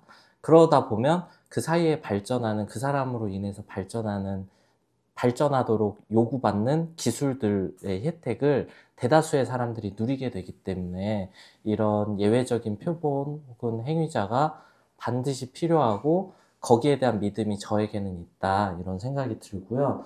그리고 저는 항상 과거로부터 인정받고 싶지는 않은 것 같아요. 그러니까 미래 세대에게 인정받고 싶고, 변화할 방향을 바라보면, 예를 들면 지금 한 30년 전으로 시계를 돌려보면 그때 사회에 만연했던 성차별과 여성혐오, 지금 오늘날엔 누가 감히 그러겠습니까? 근데 그 당시에도 현장에서 그 어려움 속에서 계속 그 분투하던 과정이 있었기 때문에 오늘날이 있는 거기도 하지만, 저는 그 현실적인 감각을 놓지 않으면서 미래를 그릴 책임이 있다. 그러니까 제가 퀴어 작가들에게 불평불만을 가졌었던 것 중에 하나는, 제 책 역시 마찬가지지만 그 사람이 겪은 경험을 개인이 그냥 자원화하고 자원으로 삼고 자기를 위로하는 데 그치고 있다. 저는 그게 너무 문제적이라고 봤어요. 그 사람의 경험은 개인의 것이지만 개인의 것만은 아니거든요. 이 사회가 같이 만들어낸 자산이고, 그래서 저는 항상 20년 후에는 뭐가 바뀔까, 30년 후에는 뭐가 바뀔까, 100년 후에는 라고 계속 이 시계바퀴를 돌려보고, 지금 어린이들이 성장했을 때 한국 사회는 어떤 모습일지를 보는데, 그게 지금 이 한국 사회에는 도래한 미래가 아니더라도 그 방향이 옳다라고 안에서 믿게 만들고 그 방향으로 계속 나아가게 하는 힘이 되는 것 같아요. 제가 그 HIV 예를 들면 그 에이즈 환자 요양병원 대책위 이런 거 하시는 선생님들 보면 도대체 답이 없는데, 답도 없고 해결도 안 되는 문제를 계속 끌고 가는데 저게 어떻게 가능한가, 어떻게 이거 계속 하셨어요? 이렇게 물어보고 싶은 순간이 있었는데, 그 방법을 알아서 가는 게 아니잖아요. 그냥 지금 당장 내 삶에 닥친 어떤 요구나 내가 사명이라고 느끼는 걸로 글로 가는 건데, 저는 그래서 항상 소수자에게는 이미 정리가 끝난 문제, 예를 들면 동성애가 에이즈의 원인이 아니잖아요. HIV 성행동의 문제이기 때문에. 근데 그런 해결된 질문들을 계속 던지면서 답하라고 하는 거예요. 이거는 근데 문제는 그걸 답을 듣고자 질문하는 게 아니라 그냥 이 사람을 괴롭히고 지체시키기 위해서 질문을 계속 던지는 사회라고 생각하거든요. 그래서 저는 그런 질문들을 싹 무시하고, 작가로서는 50년 후, 100년 후에 우리가 마주하게 될 문제가 뭘까? 예를 들면 이런 성행동을 한국 사회에서는 하지 않고 아직은 낯선 것이지만, 지구에 존재하는 어떤 나라에서는 너무나 평이한 일상일 때 그 사람들은 어떤 문제를 겪는가? 한국 사회가 그런 수준에 도달하게 되면 우리 사람들이 마주하게 될 문제는 뭘까? 거기에 관심이 늘 있고, 그래서 그렇게 쓰는 것 같아요. 그래서 이제 여기에서도 인물이, 내가 만약에 감염인이 된다면 그 전파매개 행위 금지 조항 그걸 가지고 이제 소송을 하고 싶다는 얘기가 나오는데, 그거는 제가 계속 했었던 생각이에요. 그러니까 한국에서 감염인이 타인에게 전파 매개 행위를 하면 안 된다라고 하는 이 문제가, 이 조항에 가지고 있는 위헌성을 가지고 좀 제도에 질문을 던지고 싶은데 그걸 남들 보고 하라고 할 수는 없으니까 그런 생각이 있었는데, 그래서 제가 소설을 쓴 이유가 그걸 이제 소설로 써보고 싶어가지고, 그래서 소설 속에 이제 그 인물이 그런 걸 실제로 하면 최소한 우리가 문학 독자들에게는 이런 조항이 세상에 있었구나, 이거는 이런 부분이 문제구나 라고 생각해 볼 수가 있는 거죠. 그래서 그렇게 계속 좀 확장을 해나가려고 생각하고 있습니다. 또 혹시 질문 있으실까요? 5년 전에 네. 빨간 책을 네. 읽었었거든요. 네. 그러면서 저는 상담실에서 듣지 못한 네. 그런 그 이야기들을 들으면서 지금 그때의 어떤 외로움 없는 30대 네. 그 시절하고 네. 지금 이제 작가님이 어디로 가세요? 저책하고의 지금 입장에서 행복이라는 게 외로움이라는 게 어떤 변화를 거치었을까? 작가로서 어떠실까? 그거 여쭤보고 싶어요. 네, 감사합니다. 이게 그 토요일 외로움 없는 30대 모임이라는 제목은 30대 외로움 없는 토요일 모임이라는 그 번개 공지를 보고 제가 그걸 바꾼 거예요. 그래서 이반시티라고 게이들 모이는 사이트에 이제 토요일 술 번개 이런 거 올릴 때 올라오는 제목인데, 너무나 소중하게 나이주의도 들어가 있고 연령대에 의한 뭐 20대는 20대끼리 놀고, 중년은 중년끼리 놀고, 30대는 30대 이런 그것도 들어가 있고, 주말 우리가 평일엔 열심히 일을 하면서 자기를 사회적으로 잘 다독이지만 약간의 해방감을 누리고 싶은 토요일이 되었을 때 우리가 상대해야 되는 감정, 마주해야 되는 감정이 외로움인가? 라는 그런 질문을 하게 한 제목이어서 가져왔는데, 그 외에도 이 안에 묘사되어 있는 다양한 행위들이나 감정들이 많은 부분 외로움이라는 데 초점이 맞춰져 있게끔 되어 있어서 그 감정에 대해서 책을 내고 나서 많이 생각했는데, 제가 이 책을 낼 때는 외로움이 뭔지 정확하게 몰랐다라는 걸 깨달았어요. 그러니까 이 책을 낼 때만 해도 외로움에 대해서 외로움이 뭐야? 라고 물으면 답할 수가 없었는데, 지금은 이래서 외로웠구나 라는 생각을 하게 되는 부분이, 제가 저 자신과 관계 맺는데 실패했다라는 데서 오는 외로움이 아니었나 생각을 하거든요. 그러니까 우리가 퇴근을 하고, 제가 6시에 퇴근하고 나면 남는 시간, 그 시간을 어떻게 상대해야 될지 모르겠다, 이대로 집에 갈 수는 없다라고 느끼는 느낌이 어디서 오는 건지 몰랐는데, 그래서 계속 누군가를 만나고 어떤 행위들을 했는데 막상 만나거나 그 일들을 하면 이걸 하고 싶었던 건 아니라는 느낌만 계속 느끼는 거예요. 그래서 이게 뭐지? 라고 생각했는데, 그때는 내가 나 자신하고 단둘이 남는 상황, 그러니까 내가 혼자가 되는 상황을 굉장히 불편해했구나. 내가 나 자신을 제일 어려워하고 나 자신과 있는 것을 너무 어려워했다. 그러니까 되게 불편한 관계의 상사나 뭐 아버지나 이런 사람과 시간을 보내야 되는 것처럼 나 자신에게 서먹서먹했었는데, 왜 그럴까 생각해보면 저는 거절을 잘 못했거든요. 일을 할 때도 거절을 못하고 다 무조건 한다 그랬어요. 근데 하고 나서 이제 막 울지는 않지만 눈물이 나는 거지. 이거 어떻게 하나. 근데 항상 보면 가장 많은 양보를 요구할 수 있는 유일한 대상이 저였고, 그러니까 남들에게 할 수 없는 말, 할 수 없는 행동을 저한테는 할 수 있는 거예요. 제가 남한테 너 이 새끼 죽어버려 할 수는 없지만 저한테는 할 수 있는 거예요. 너 죽어버려. 난 너가 싫어. 그러니까 그런 말을 계속해서 듣는 나 자신, 그리고 남들에게 이 친구를 보여준다면 내가 누리고 있는 모든 걸 다 잃을 거야 라고 여겨지는 나 자신, 이런 애를 어떤 캐릭터처럼 혹은 인격처럼 만들고 걔를 어두운 곳에 넣고 잠가버렸던 거죠. 근데 집에 가면 그 친구가 있어요. 뭐 방이 있으면 저 안에 걔가 있는 걸 알아. 그러니까 저 문을 열지도 못하고 거기 있다는 것만 느끼면서, 그래서 제가 이러한 관계에서 이 책을 내고 나서 그 관계에서 조금 좋아진 부분이 제가 항상 사람들에게 어딜 가도 이쁨을 받아요, 제가. 특히 어머니들이 많이 좋아하시거든요. 근데 이제, 형들도 좋아했어요, 저를.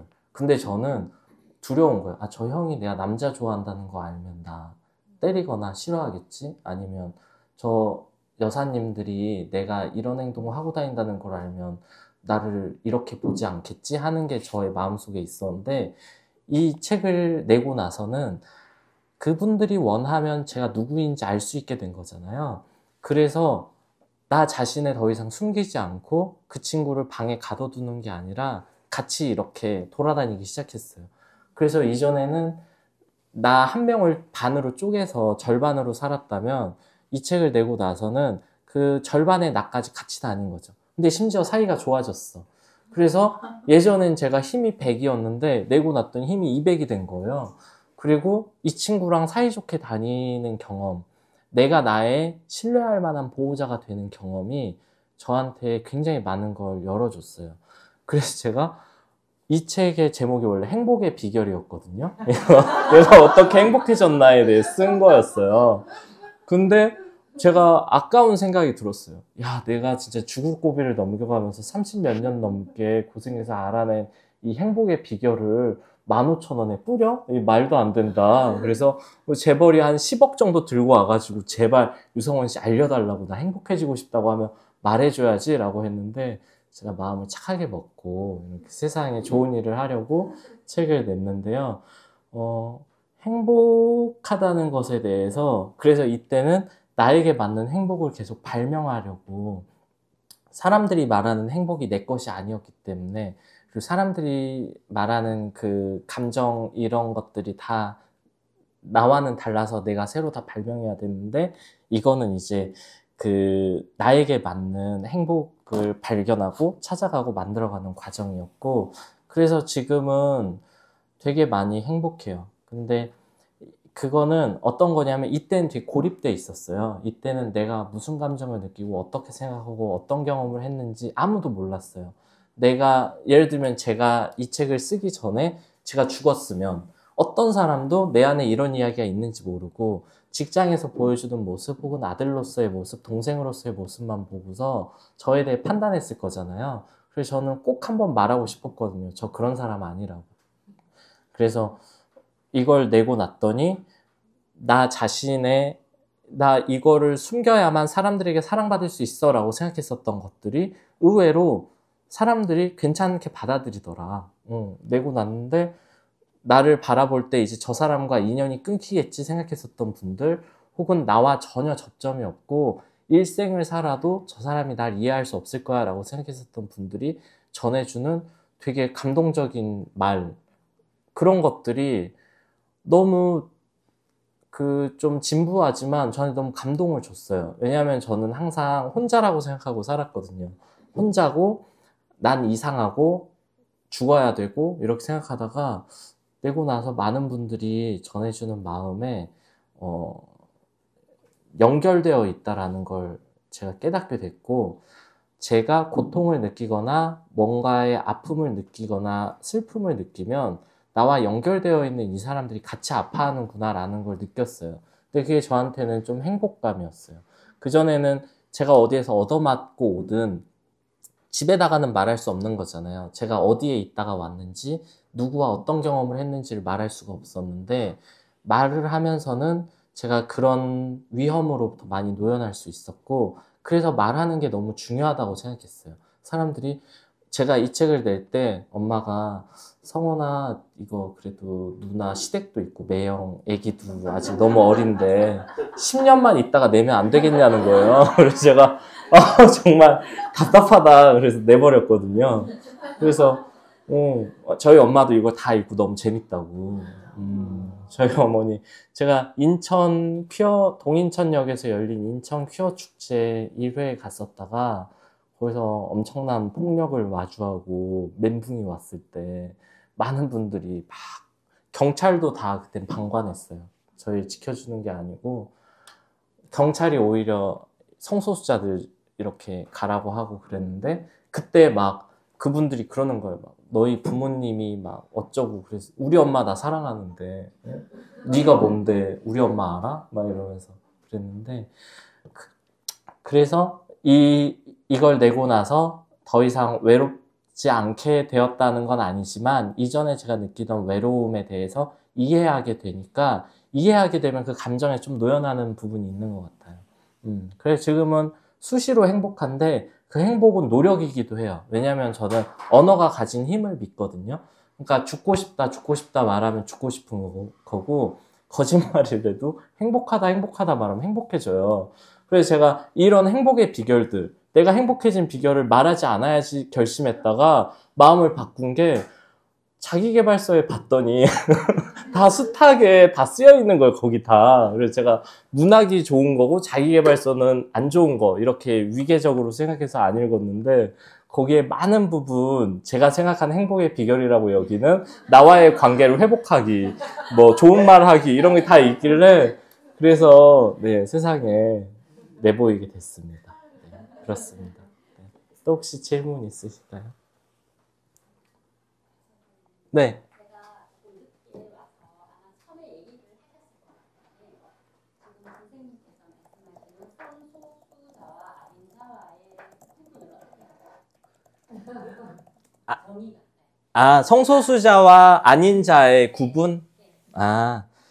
제가 이거 얼마 전에 북토크를 갔는데 거기 앉아 계신 분이 굳이 이야기하시는 거예요. 전 퀴어는 아닌데 그래서 제가 가만 생각해 보다가 그래도 앞으로 인생을 몇십 년을 더 사실 텐데 그 안에 퀴어적인 이벤트가 없을 거라고 장담할 수도 없고 그래서 넓게 보면 퀴어가 아닌 것도 아니다.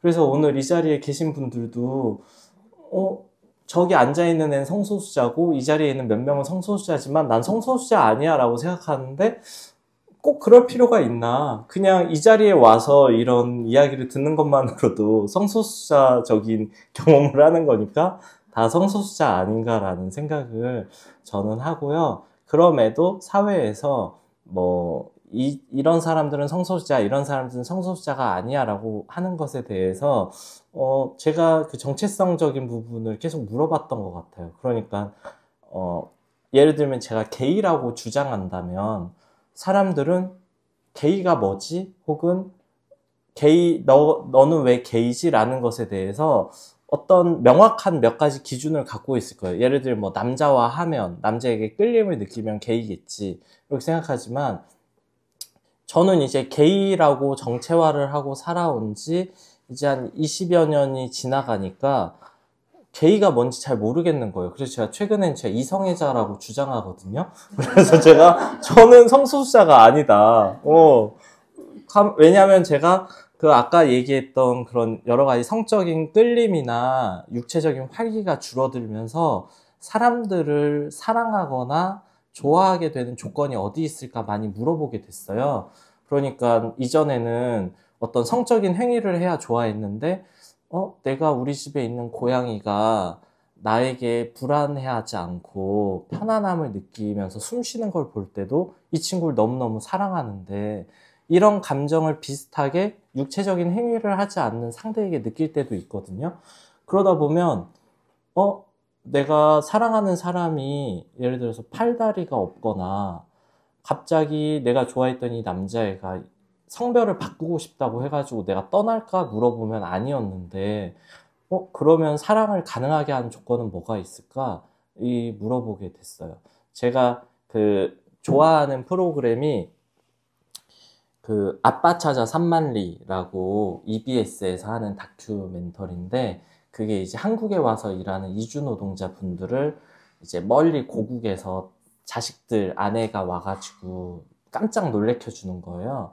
근데 제가 그 재회하는 장면에서 어김없이 눈물이 터져요. 그래가지고 재회하는 장면만 계속 봤거든요. 그 재생 목록에 한 300편 정도가 있는데 EBS 채널에. 그래서 누가 더 이런 도파민이 터지나 그래서 보는데 거기에서 이제 어디 한 캄보디아에서 오신 분이었던 것 같아요. 그분이 이제 병원에서 캄보디아 여자분이 뭐 접수를 하는데 한국말이 서툴러가지고 이 사람 보고 도와주게 하는 그런 설정을 제작진이 한 거예요. 그래서 옆에서 도와주다가 간호사분이 뭐 지금 보고 싶은 사람이 있냐 이러고 물어본 거죠. 그래서 두 딸이 보고 싶다.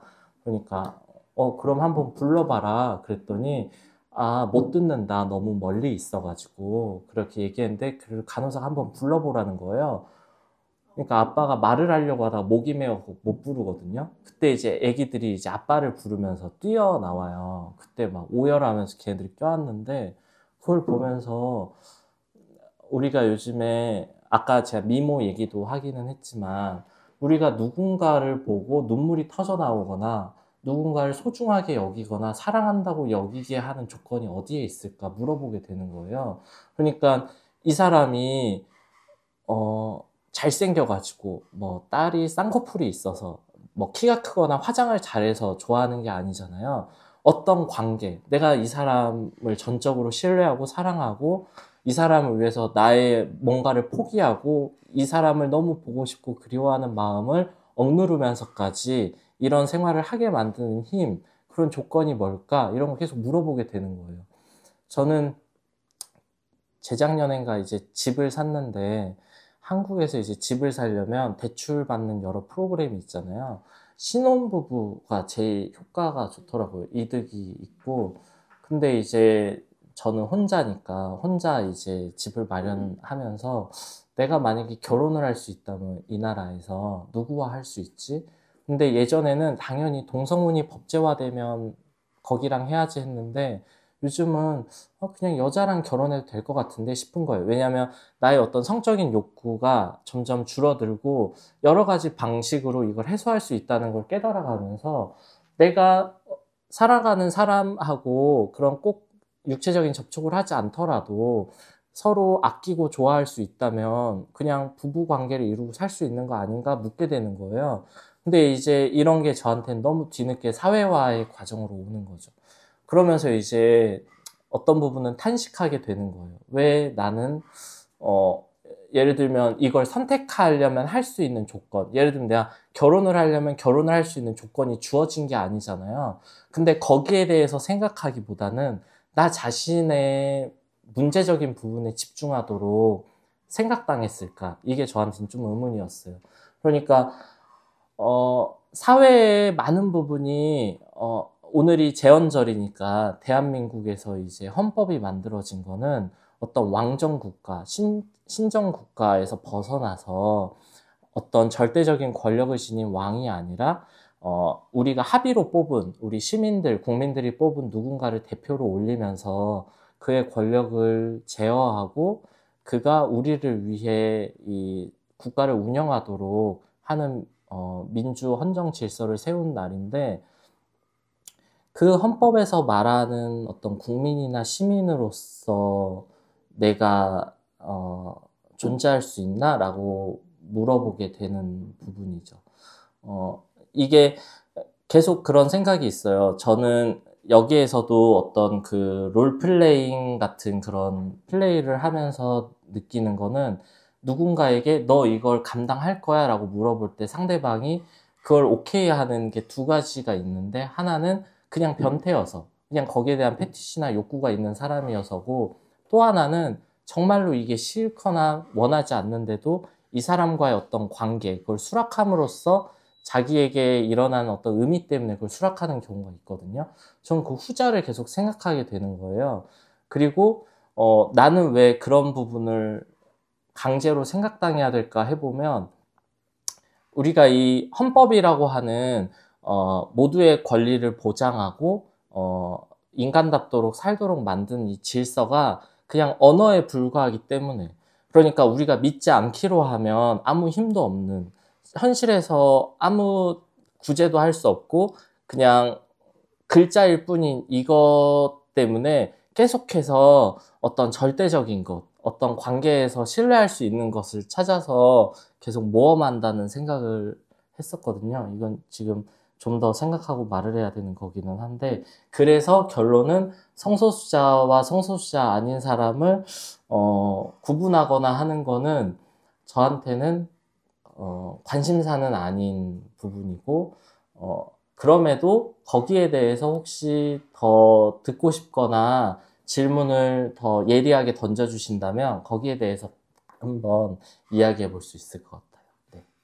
그러니까 선생님이 제가 있는 질문에 자신이 있고 그거를 질문하는 게 아니잖아요. 제 질문에 답변을 지금 아직까지 한 번도 안 해주셨어요. 그러니까 제 질문의 초점을 이해를 못 하신 것 같아요. 그냥 소위 이렇게 자꾸 우리가 성소수자라고 사회적으로 얘기하는데 어떤 부분 때문에 자꾸 성소수자라고 우리 사회에서 이렇게 얘기하는가 이게 제 질문의 포인트인데 나는 어느 정도 성소수자라는 거 안에서 나는 좀 해방이 됐고 내 스스로 노력을 했고 이걸 하고 싶은 건 아니거든요. 인간으로서 자기 스스로 계속 개발하면서 해야 돼.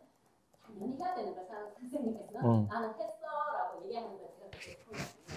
그냥 사회에서 왜 성소수자를 갖다가 일반인하고 구분이 시켰을까 그게 궁금합니다. 그 질문을 하시는 이유가 있으세요? 이거예요. 저는 성소수자이고 아니고에 거꾸로 얘기하는 관심이 없어요. 왜 중요한데?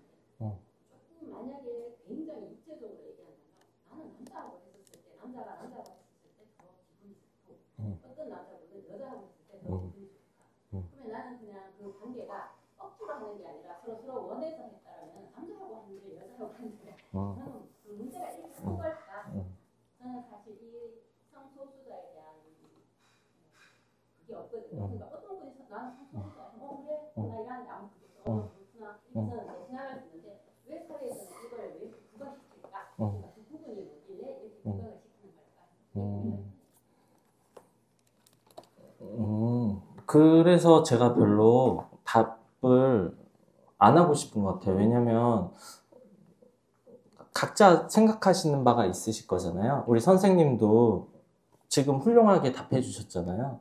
그 성소수자 구분하는 것에 대해 어떻게 생각하시는지에 대해 말해 주셨는데 저는 뭐 이게 뭐 성소수자를 뭐 사회에서 뭐 왜 구분하냐 뭐 이런 거는 그 지금 챗GPT 있잖아요. 챗GPT한테 물어보시면 좋을 질문이고, 왜냐하면 제가 챗GPT를 왜 얘기하냐면 그냥 사회에서 이야기하는 어떤 질문 그걸 그냥 거기에 치면 아주 모범적으로 다 말을 해줍니다. 그러니까 선생님께서 지금 갖고 있는 질문도 제가 여기 챗GPT한테 물어볼 수 있어요. 사회에서 왜 성소수자를 구분하는 거야? 그러면 그건 이런 역사적인 맥락이 있고요. 이런 바탕에서 나온 개념입니다. 그래서 이런 이유로 나옵니다. 라는 거를 제가 말할 이유가 없다라는 거죠. 왜냐하면 저는 남들이 할 수 있는 얘기를 하려고 이 시간에 있는 건 또 아닌 것 같다라는 생각이 들어서 오늘 이제 여기 온 거는 한 번도 없기 때문에 그냥 일반적으로 사람들 생각하고 좀 다른가 뭐가 다르지 않나 그냥 생각이 좀 다를 뿐인데 뭘까 하고 왔는 거고요. 오늘 말씀하셨듯이 챗 GPT한테 물어봐서 나오는 답변을 제가 선생님한테 당연히 들으려고 하지 않는 거죠. 그냥 선생님이 이제 지금 뭐 이런 상황에 대해서 계속 책을 내고 아까 날카롭게 나는 계속 책을 써 나갈 거라고 하셨는데 나는 왜냐하면 긍정적으로 여유가 있으니까 날카로운 책을 계속 써도 나는 상관이 없다라고 했는데 제가 하고 싶은 그렇게 날카로운 책을 계속 씀으로써 선생님께서 얻으려고 하는 게 뭐예요? 네네. 그러면 지금 얘기해 주신 계속해서 그런 날카로운 주제를 써서 얻으려고 하는 게 뭐냐에 대해서 답변 드리면 제가 그런 걸 좋아해요. 그러니까 내가 생각할 수 있는 게 A부터 C까지다.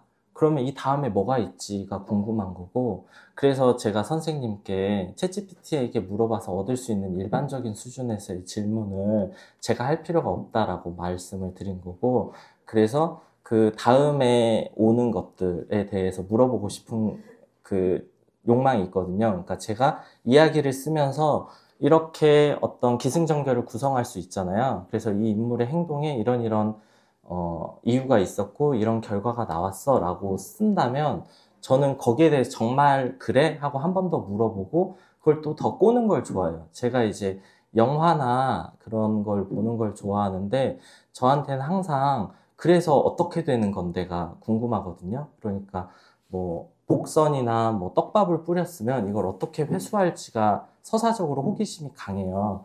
그래서 제가 갖고 있는 정체성이라는 거, 그러니까 성소수자라는 것도 저는 모르겠어요. 그러니까 성소수자라고 나를 해서 사람들이 말해가지고 너 그거 게이야, 호모야 라고 해가지고 호모인가 보다. 그래서 호모라는 건 멸칭이니까 내가 이걸 적극적으로 전유해야지. 남이 나에게 문제 삼는 게 어떤 활발한 성적인 행동이라고 한다면 나는 그걸 더 밀어붙여 봐야지 라고 생각해서 했는데 이게 나를 설명하는데 적합한 게 아니라는, 적합한 범주가 아니다라는 판단을 하게 된 거예요. 그러니까 이 책을 낼 때만 해도 성소수자, 게이 이런 쪽에 관심이 있었고 나를 그렇게 설명할 수 있었는데 이 책을 낼 때는 이게 나 아닌 것 같은데? 나 게이나 성소수자 아닌 것 같은데? 라고 제가 주장한다면 세상 사람들이 어떻게 나를 볼까? 그러니까 제가 저 게이 아니고요. 저 성소수자 아니에요 라고 하면 사람들이 의아할 거잖아요.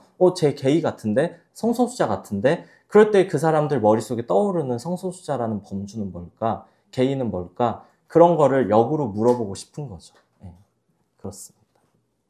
감사합니다. 시간이 예. 50분으로 아, 네. 질문도 많이 나올 것 같은데 그럼에도 불구하고 비도 하겠습니다. 질문 한두 개 네. 하고 또 사인도 좀 시간을 저희 좀 확보해야 되거든요. 시간을 제가 몇 시간을 말씀드릴게요. 네. 혹시 있으시면 네. 아, 또 이렇게 질문 없으시면 네. 저희들이 이제 차이에 감염이 되면 네.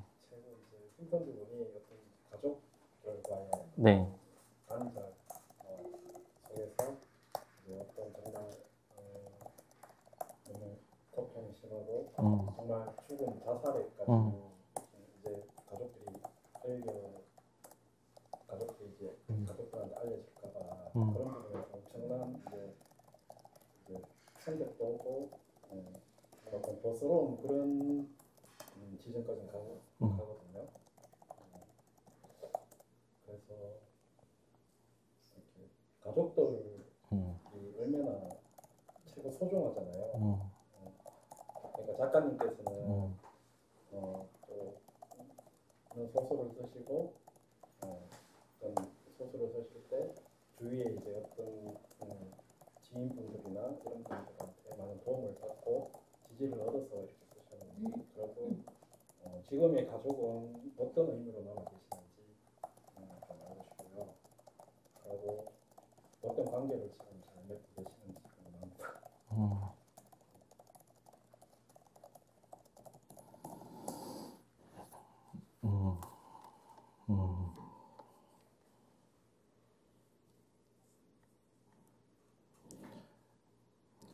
이게 그 부분이 아까 말한 것처럼 다양한 사람들의 상황이 있고 나의 상황과 이 사람의 상황이 같은 게 아니기 때문에 나에게는 작은 일이 저 사람에겐 큰 일이고 저 사람에게 심각한 일이 저에겐 아무것도 아닌 일이잖아요. 그래서 이런 부분이 저에게도 조심스러운 것 같아요. 그런데 이제 가족이 저에게 그렇게 소중하냐 물어보면 아닌 것 같아요. 그러니까 저에게는 제가 너에게 정말 소중한 사람이 있어? 세상에서 없어지면 안 되는 사람이 있어? 물어봤을 때 저는 아니었거든요. 한 명도 없었어요. 이 사람이 세상에서 없어진다면 네가 울 거야? 물어봤을 때 그런 사람이 없었거든요. 그래서 그게 너무 괴로웠어요. 왜 내가 살아있어야 되는 이유가 뭘까? 왜 누군가는 저 사람이 제가 많이 본 건 자살한 친구들이에요. 죽은 애들 자기 스스로 올해 봤는데 내년엔 없어. 그때는 막 사람들이 막 울어요. 왜 죽은 거야? 막 이러면 슬퍼하는데 저는 그게 너무 웃겼거든요. 죽을만 하니까 죽었겠지. 네가 뭔가를 도와줄 수 있으면 그 사람이 손을 내밀었겠지. 너와의 관계가 그 정도가 아니었나 보지. 이렇게 생각을 할 정도로 사람들이 죽은 것에 대해서 그 선택이라고 생각했어요. 자기가 고통을 덜 수 있는 방식으로 그걸 택한 거다. 그렇기 때문에 살아있는 사람들이 거기에 대해서 할 수 있는 건 아무것도 없다. 오히려 그 사람을 그렇게 내버려 둔 것에 대해서 울어서는 안 된다고 생각했어요. 그게 오히려 뭐 자기를 뭐 다른 방식으로는 뭐 자기 자신을 미워할 수는 있는 이유는 되더라도 저는 장례식장에서 사람들이 우는 게 너무 웃겼거든요. 그런 식으로 생각을 하면서 살다가 저도 누가 죽었을 때는 이제 제가 울기 시작하는 거예요. 그러니까 그렇게 살았는데 이 사람이 이제 왜 그동안 사람들이 그렇게 울어야 했는지 보여주겠다 하는 듯이 너무 많이 울었어요. 근데 저는 아직도 모르겠어요. 가족, 엄마, 누나, 뭐 조카 다 소중하지만 이 사람들이 특별히 타인보다 소중하진 않아요. 그냥 날 세상에 있게 한 생물학적인 조건이고 그때 맺어진 관계고 저는 이미 그들과 떨어져서 다른 집단에서 너무 오랫동안 사회화를 했고 그렇게 된 것에는 제가 뭐 이걸 보고 엄마나 뭐 가족이 받아들인다라고도 하지만 사실상 가족보다는 저의 친구들을 훨씬 가깝게 느끼거든요. 어찌됐건 불편해하는 거고 숨겼으면 하는 거고 아직도 엄마는 저를 보면 결혼했으면 해요. 그래서 엄마가 그런 희망을 갖고 있는 것에 대해 그것까지 빼앗지는 마 이런단 말이에요. 그래서 제가 내가 결혼을 하면 엄마를 부양할 수 없을 텐데 지금 홀어머니라서 제가 경제적으로 도움을 주고 있는데 그런 것들을 생각해 보면 가족이 저한테는 소중하지 않지만 저의 지인 중에 저의 주변 사람 중에 그렇게 소중한 사람이 있냐 물어보면 이제는 있을 수도 있을 것 같아요. 아직도 근데 그 정도는 아니에요. 저는 아직도 누군가를 그렇게 소중하게 생각하지도 않고 저는 항상 제가 살아있는 것에 대해서 크게 의미 부여를 하지 않거든요. 죽음도 마찬가지. 저는 그냥 자리를 옮겼다고 생각해요. 그러니까 여기 있다가 딴 데 잠깐 간 거다. 우리가 대구에 있다 파주로 가면 눈앞에 안 보이잖아요. 그냥 그 정도의 사건인 거고 그 전에 할 수 있는 최선을 다해서 지금을 사는 거라서 저한테는 주변 사람들의 지지나 이런 것들이 크게 저의 뭐 삶을 지속하거나 작품 활동을 하는데 그냥 감동 포인트는 될 수 있지만 그게 절대적인 필요로 하거나 그런 건 전혀 아니고 오히려 그들이 다 내버리는 곳, 그들이 여기까지는 못 오는 곳으로 가고 싶은 게 저희 작가로서는 마음이고요. 인간적으로는 이해합니다. 이 사람들이 가지고 있는 어떤 그런 관계에 대한 갈망이나 소중함에 대한 이야기는 귀하다고 생각하지만 저는 그런 것에서 많이 놓여나 있는 것 같아요. 왜냐하면 그걸 버리려고 오랫동안 훈련을 많이 했기 때문에. 제가 했던 생각 중에 하나가 예를 들면 동성혼이 법제화 안 돼 있었을 때 파트너 관계를 맺을 수 있는 방법은 입양하는 건데 성인을 서로 입양하는 건데 그러면 부자 관계가 형성이 돼요.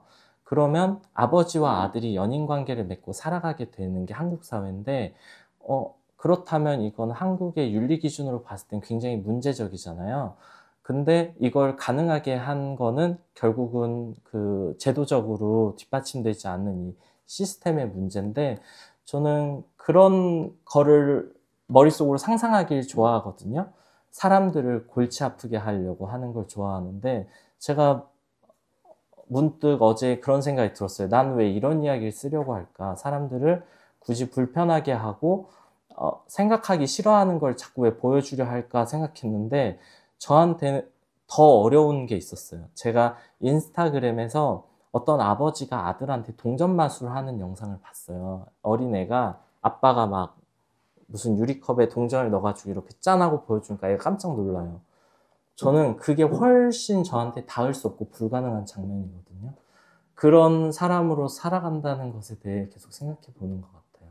그래서 내가 바라고 가질 수 있다고 생각했던 어떤 것들은 불가능하고 이야기로서 그렇다면 가볼 수 있는 데까지 한번 가보자 이런 마음을 먹는 것 같습니다. 네. 그럼 이걸로 마무리를 할까요? 한 분 정도?